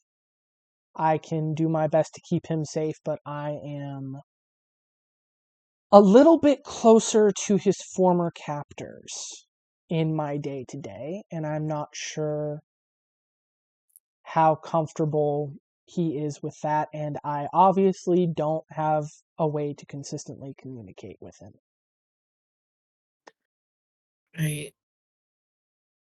Would you be all right? Will you still be in the city in a couple days, do you think? This is like the third day in the city. And yeah, third or fourth. Yeah. At least 3 or 4 more, yes. Alright. Keep hold of it for now, just because, while it's rare, there have been robberies here before. Keep it with you for now, especially if you have Thorn to watch over it. But the person I'm reaching out to, I will ask if they would want to take Endure or what would be the best course of action. Excellent. As to the latter, is there a way to establish communication, or is that also outside of your potential expertise here? I know you're dealing with a rather limited magical skill set, as I've come to deal with something similar myself. And Brutus kind of like gently lifts something off her desk, like something small, just like a quick flick of the wrist to hold it up in the air and then put it back down. Mm-hmm. I'm familiar with how that works. I'm familiar with the frustrations of it. So there's no judgment and no insult meant when I say so. But I know you are working with limited resources and knowledge. So if there is anything you can do to... I'm trying to keep Thorn under cover as best I can. Absolutely. What brief connection we had, he was confused and not making much sense.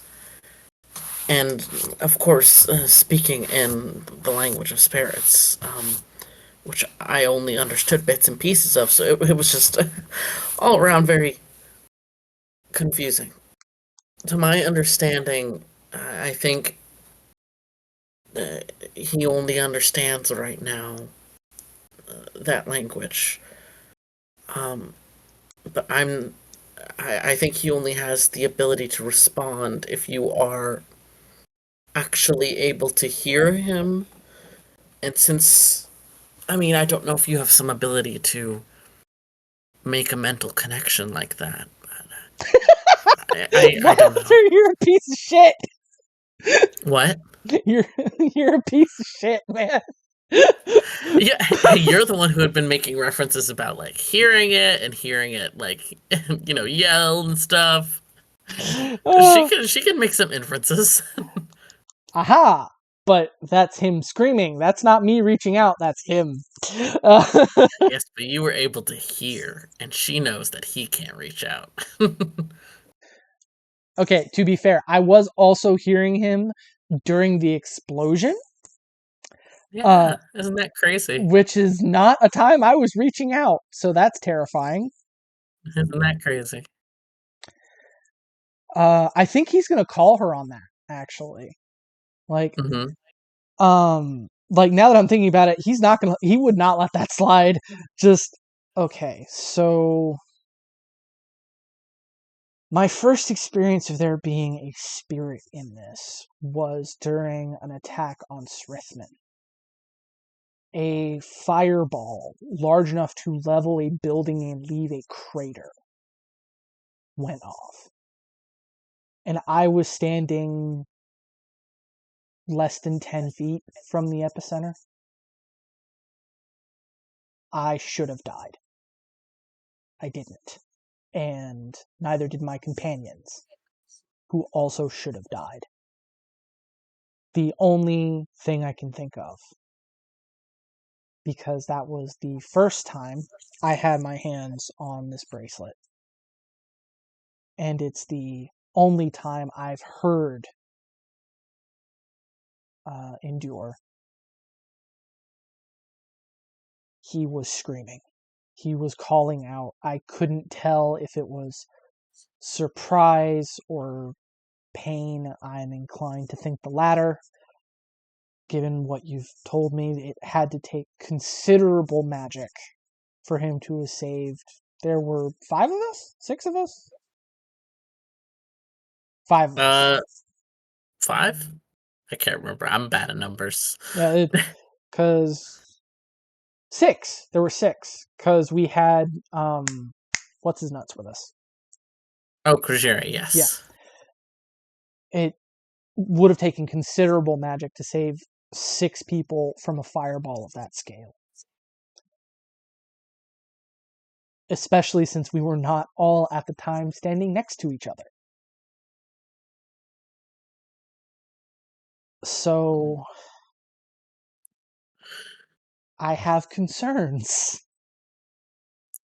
I mean, if you're saying that the fireball situation was that dire, I can only assume that Hem reached out and saved you all somewhere. I mean, like I said, I believe that while his understanding of his surroundings is murky, he has some. Um, I don't know. Maybe he sensed what was happening and reached out to save. Okay. What I do know is that it would have, even doing it of his own free will, Agonizing. the state, yeah, not only that, but the state he's in. I, I I have no idea how much, I suppose, power the Commodian used, but it's limited. Is there any way to replenish him? Is there any Possibly, way to I put wouldn't know. power back in? I mean, maybe potentially another long one could, but I don't know how that would work. Okay. Okay, I think that's all for right now. I think I have what I need. Thank you so much for your help. He reaches out to shake her hand again. Of course, she gives you a good shake. I'm gonna be in town. The camp of what's the Rote? The Rote, yeah. I'm in the camp of the Rote Company. My aunt's the captain. Send word there. Ask for Brutus. They'll either leave the message if I'm not there, or they'll take it straight to me. If you hear word back before you see me again. Of course. Thank you for coming. As horrible as this news is, and the terrifying implications it has, it was still an honor, and hopefully this might lead to us being able to save some of the other missing spirits. It will. Thank you. She gives you like a head dip, and then as Thorn is like getting up from under the desk and beginning to move towards the door, she gives like an actual proper bow to Thorn, and says something in a language you don't know, but I think you've heard. You know, you're from a mercantile city. you've heard enough snippets of language to be able to go, hey, that kind of sounds like this, that kind of sounds like that. And you would guess that that's some form of Elvish or Sylvan, something of that lot.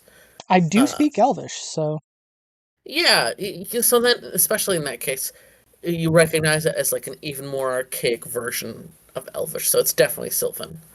awesome. Um, Thorn doesn't respond, but kind of pauses, uh, lowers her head briefly to Mari, and then turns to leave. I think Brutus is going to head back upstairs and look for a slightly more proper place of worship.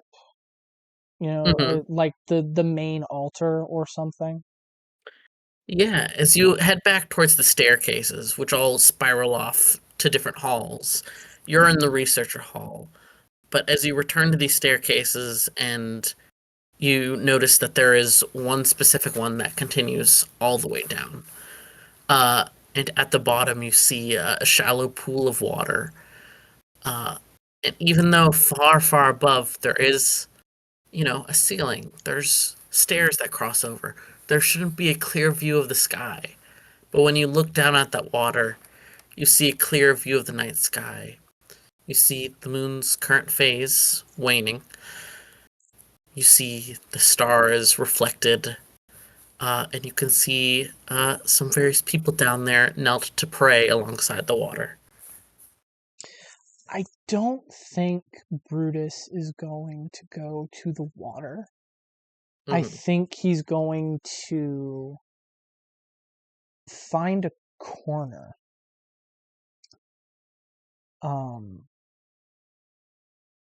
Somewhere where he can make a little bit of noise and Hmm. not feel like he's disturbing anyone. And he's going to sit down, legs sprawled out in front of him, and he's going to pat the ground for Thorn to come lay down next to him. If she puts her head in his lap, he's not going to complain, but just come here essentially. Hmm. Um, At least she does so. then he's going to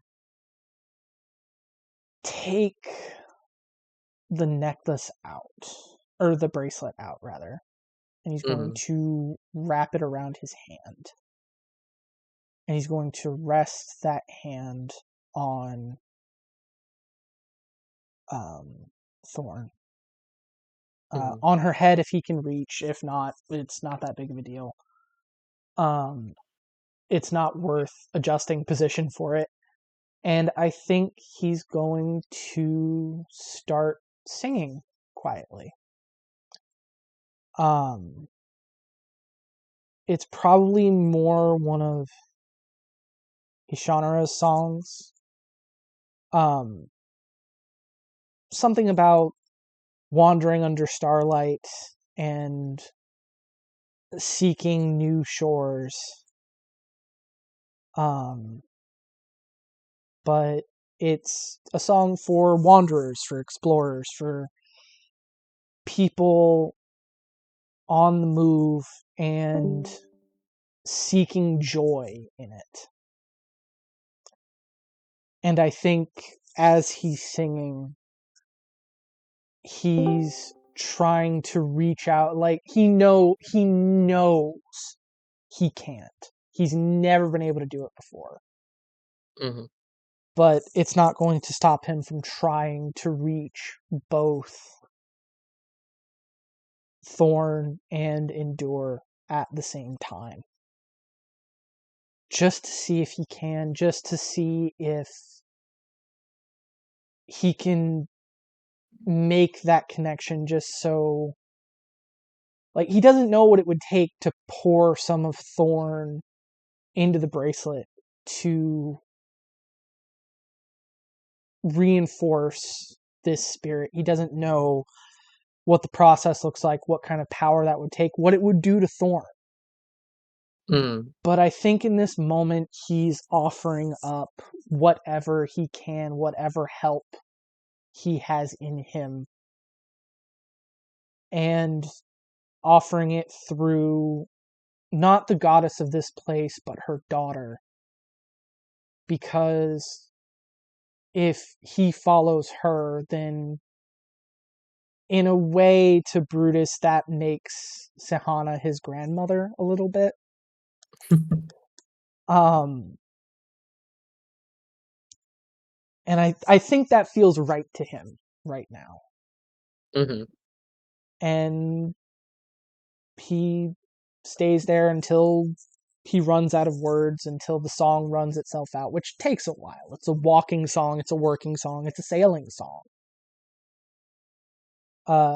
So as long as no one's asking him to stop, he's just going to sing until he runs out of verses or runs out of voice.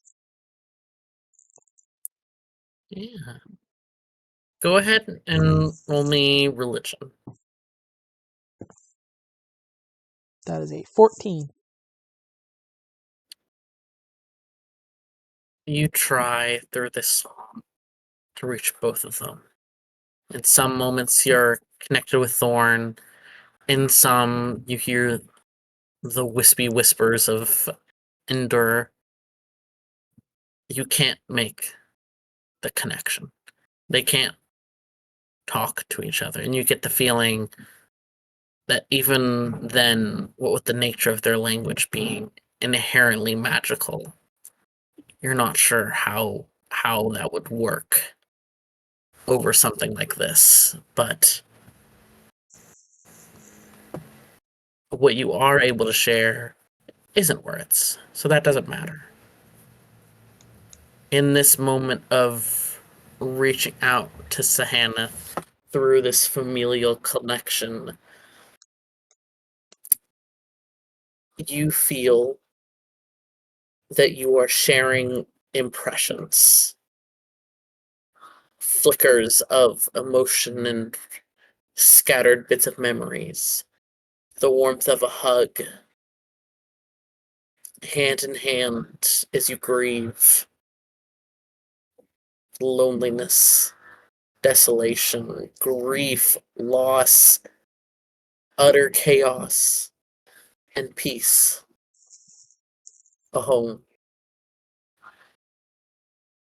Fluttering wings, children laughing. And for the first time, you sense Endor no longer so frantic. Probably still doesn't understand this or what's going on, but knows enough to know that there's something familiar nearby.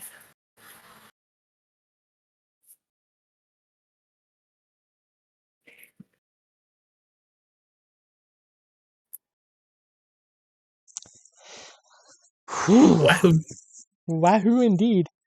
Yeah, I think like he runs out of verses, he runs out of words, and I don't think he knows what to say. And he just sits there for a while. It's probably like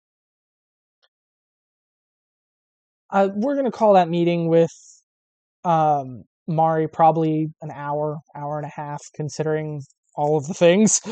Mm-hmm. So it's probably like 10 o'clock at least by now, 10:30 maybe.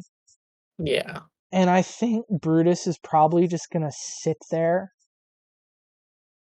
until like noon, unless Thorn makes a move to get up. She does not. She stays there. She's heavy. You nearly blink and miss it, just kind of lost in these feelings and just existing. But an attendant briefly, just wordlessly sets down a tray nearby the both of you with little bits of food, some water, and walks away without saying anything further. Um, but you two are left to your silence. Yeah. I think he reaches out to Endure one more time. knowing he will not be understood, but trying anyway, and says in Elvish, specifically since he knows that's just a little bit closer, just a little bit better odds. I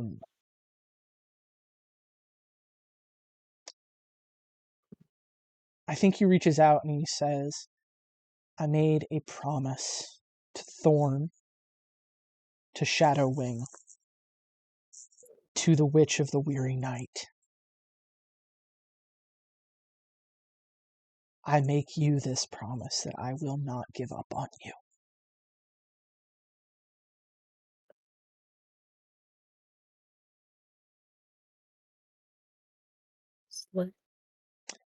And after that, I think he reaches out to Thorn.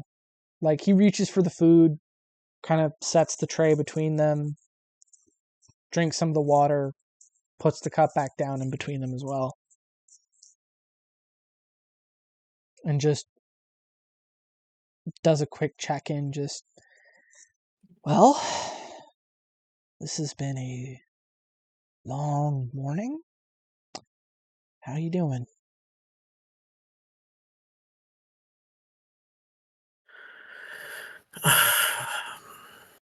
You could already call me emotionally stunted on even a normal day. It certainly isn't better, but we weren't close. Mutual friends and connections. But still.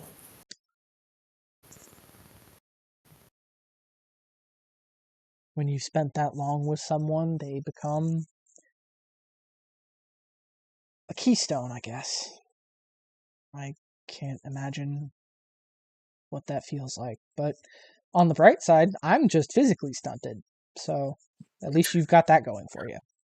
All right. She gets up and kind of butts your shoulder with her head. Let's do something a bit more useful. Have something in mind? I don't know. There's a lot of fucking refugees, aren't there? Maybe they need help carrying things or setting up or distributing supplies. I don't know. You want to be on two legs for that so you can help? Thumbs might be helpful. Or do you want to play emotional support dog? I'm so fucking strong and I'm so fluffy. You know what? I'm not going to argue with either of those things. And frankly, Brutus kind of waggles his hand at the tray. Not the worst food I've ever had, but kind of boring. Let's see if we can find some street food. I haven't had street food. Is it, at the risk of sounding foolish, is that not just like rats? Oh, no. Street food is not food you find on the street. It is food sold on the street. There are stalls with food vendors and stuff. You know what? Come on. And he just kind of gets up. And I think Brutus spends at least an hour or two like wandering through like a market square, like swapping, copper and silver and stories and tricks of sleight of hand. Just every trick he can think of to make himself laugh, to see if he can get a reaction out of Thorn, to spread just a little bit of joy. Mm-hmm. And the whole time he's just going like, how do you deal with spicy? Do you like this flavor? Is this something you want to try? And he's swapping all of this for like a bite of this, a sample of that. And like their lunch becomes kind of like, I'll pull a coin out of your ear for, a slice of that sandwich or whatever. You like little things like that where he's almost doing street performer for lunch, essentially, but a little bit more direct one-on-one, like, hey, I am also a fellow merchant, like, let's barter, let's trade. He's kind of flexing those muscles a little bit. Yeah. So yeah. She's mostly quiet this whole time, still kind of just in that contemplative space. But she follows you. She tries things. She lets you do your antics. Uh, most of the responses you get are either, wolfish grumbles at your dumb jokes or whatever. But you do occasionally get a tail wag. He'll fucking take it. And then I think, like, after an hour or so, like, he's had enough to eat. Thorn won't admit if she's had enough to eat one way or the other. He gets the feeling she just wants to go. He heads for the refugees. And I think another thing he's doing this whole time, like, again, he is scouting for, like, we mentioned this in session, so I already know he's not going to find anything, but, like, his usual signs and sigils of, like, hey, are there people going missing? Any of that sort of thing. But he's also kind of getting a feel for, like, the general underworld as well. Like, thieves' signals, where the pickpockets are hanging out, that sort of thing. Just in case that's something he needs to know and plug into at some point after they all get paid. Yeah, I won't even make you a perception to notice that. Yeah, there are on street corners and like sewer grates. Every now and then, there's these can't hear. There's a mark there. Instructions for how to slip into the baker's back room unnoticed there. That kind of thing. It's very normal, but you do notice that some of them oddly seem to be done in ink, specifically this dark red ink. You and just going off of one that context and to your past interactions, you know that usually specific marks like that might be supposed to be for a specific gang or group of some kind. You have seen dark red ones before, though you're not sure which group specifically it might refer to. Fun stuff. But you guys end up at, upon asking, like, hey, where can we best help? Like, who needs help the most, essentially?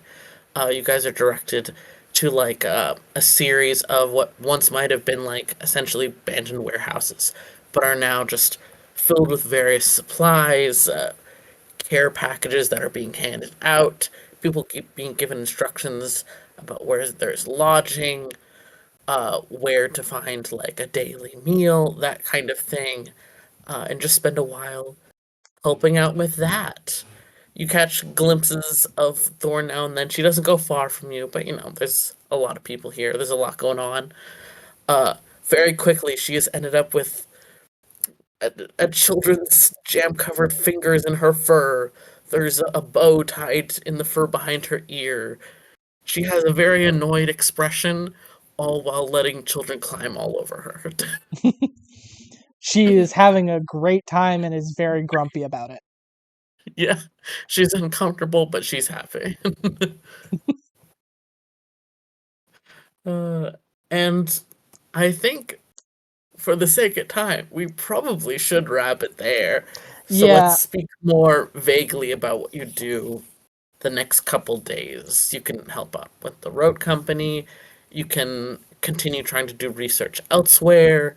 You can keep helping out refugees. So what do you think Brutus is getting up to?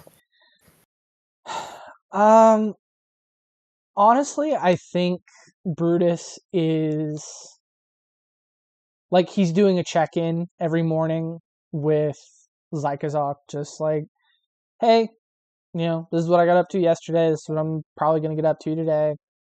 It's just like, I'm okay, I promise I'm okay. You don't have to tell my mom that I ended up half dead in an alley. Uh, and there's probably a hug that goes along with each of those conversations that one or the other of them makes the other one work for. Just out of the principle of the thing. They both know it's going to happen, but it's fine. And I think he goes out of his way every time to check in with Thorn and be like, hey, here is what I'm thinking we do today. You know, whatever it is, I genuinely don't know what Brutus would come up with as like the most important thing to be focused on, because I personally have too many things that I would want to be doing to pick one in this exact moment. Mm-hmm. So frankly, I think he's like spending a little bit of time doing everything.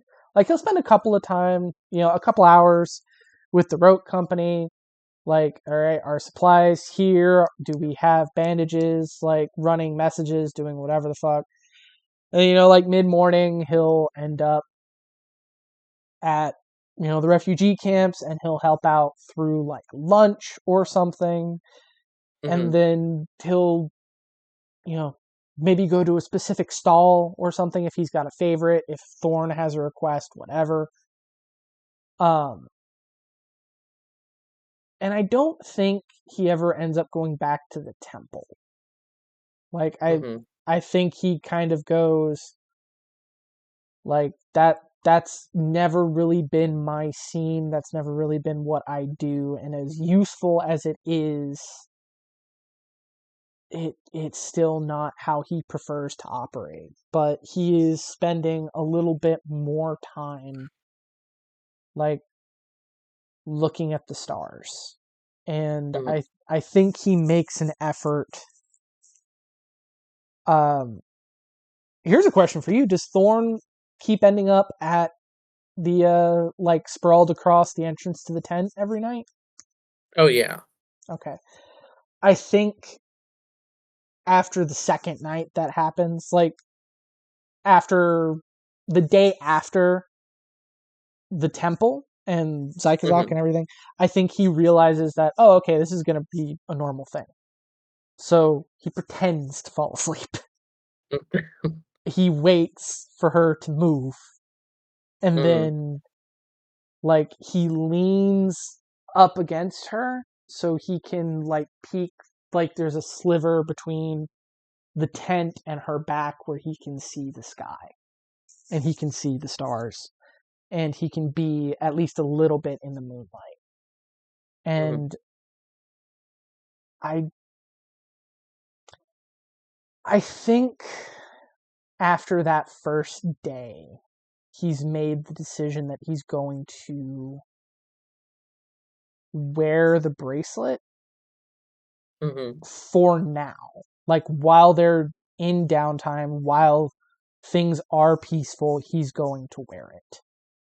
But when everyone else shows up again, he's going to take it off, put it in a pocket, and it's going to stay there because he doesn't want to risk accidentally leeching off of Endure, because he doesn't actually know how magic works, and he doesn't want to risk that because he knows, like, he's inferring based off of what he's seen that he could potentially accidentally reach for a magical focus without realizing it, and he doesn't want to take that risk.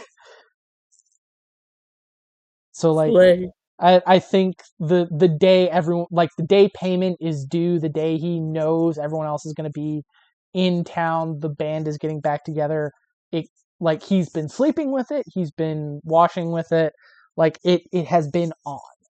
But that morning he wakes up and puts it in a pocket, and it will stay there. Slay. When you had it in your pocket before, it was still at, a size that you would have, been normal for a man like the captain. When you put it on, you didn't notice it if it like shrank or moved or tightened or what, but it fit you perfectly. And it's almost hard to take it off. Not in a. It doesn't strike you as foreboding. If anything, it feels reluctant. But you do get it off, and you do tuck it away. I don't think he tucks it away immediately. Actually,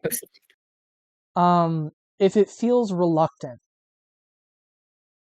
I think he's going to check with Thorn just really quickly.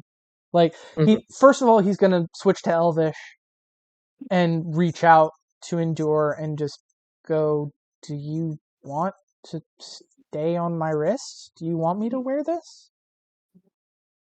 Just to see if he gets an answer. He's not expecting one, but he figures it's worth a try. There's words back, and the syllables, the pronunciation of certain letters, you feel like they make sense through the lens of Elvish, but the words themselves don't make sense. And between that and the constant rasping sound of wind, you can't understand what Hem says back to you. But he did reply. Okay, that's progress. He's gonna reach out to Thorn mentally, and he's just like, I just got coherence from our friend in the bracelet. Do you want to try speaking to him again? Like, the band's getting back together, everyone's coming back to town, we're gonna pick up our payment for the last job and see about next steps. So I am reluctant to wear him into what could be a fight, because we seem to attract those when we're all together. I don't want to accidentally, siphon his energy, since, again, he didn't really have a say in it before.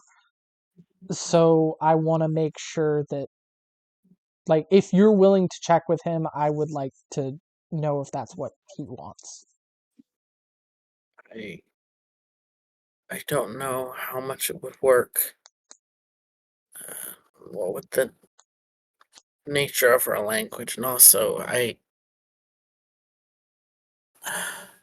Can Brutus try to repeat? Can Brutus try to repeat what was said to him? Roll. Let's say, like it is a mental thing. So, like, without having to get the pronunciation through it, I feel like he might have a better shot. That's the only reason I'm asking. Yeah. Let's say roll history with disadvantage. History with disadvantage. Great. This is a straight roll with okay. I'm gonna be so mad if the second roll that was a 17. Go off. That's that's a 15. Okay, cool. So 15 history. Slay. You try to focus on the parts that you like recognized as like, I'm pretty sure that was this letter and it was pronounced this way, I think. And then maybe there's a pause, question mark between words here, or maybe that was the wind. And Thorn listens and has you do it again, and then a third time. And then says, I think, I'm not entirely certain, but I think he was expressing confusion and then something about protection. Okay. Not helpful. Damn. Worth checking. If you want to talk to him or try to, you're welcome to.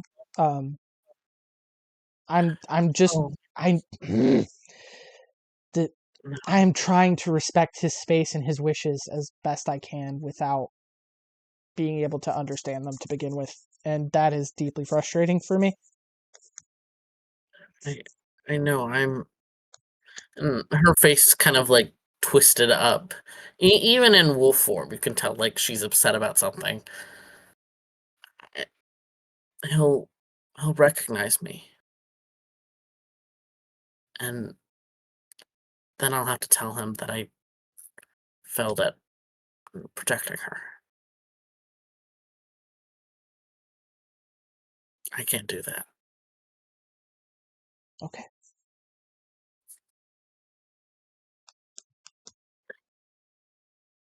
And I think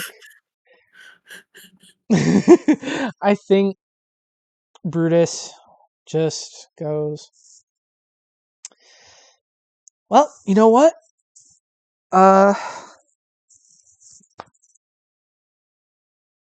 I can make a guess, I can make an inference, but I don't have enough information to really go through with it. So, you know what? And I think he reaches into a pouch. Mhm. And he grabs out a coin and grins. You're flipping a coin for this. And he goes, heads or tails, which one do I wear the bracelet? Gods. This is Brutus asking Thorn, by the way. No, I know that was her replying. That's a tails for wearing it. Cool. Flips the coin. Motherfucker. I guess I'm wearing the bracelet. Fate loves me. Oh, you want me to wear the bracelet? Okay. Retcon, he doesn't flip a coin. He just puts it in a pocket. No, the coin is so funny, and you don't even know why. The coin is canon. No, I know. I genuinely was not going to walk that back, but I am terrified of why fate loves you. I am so afraid of why you wanted that outcome.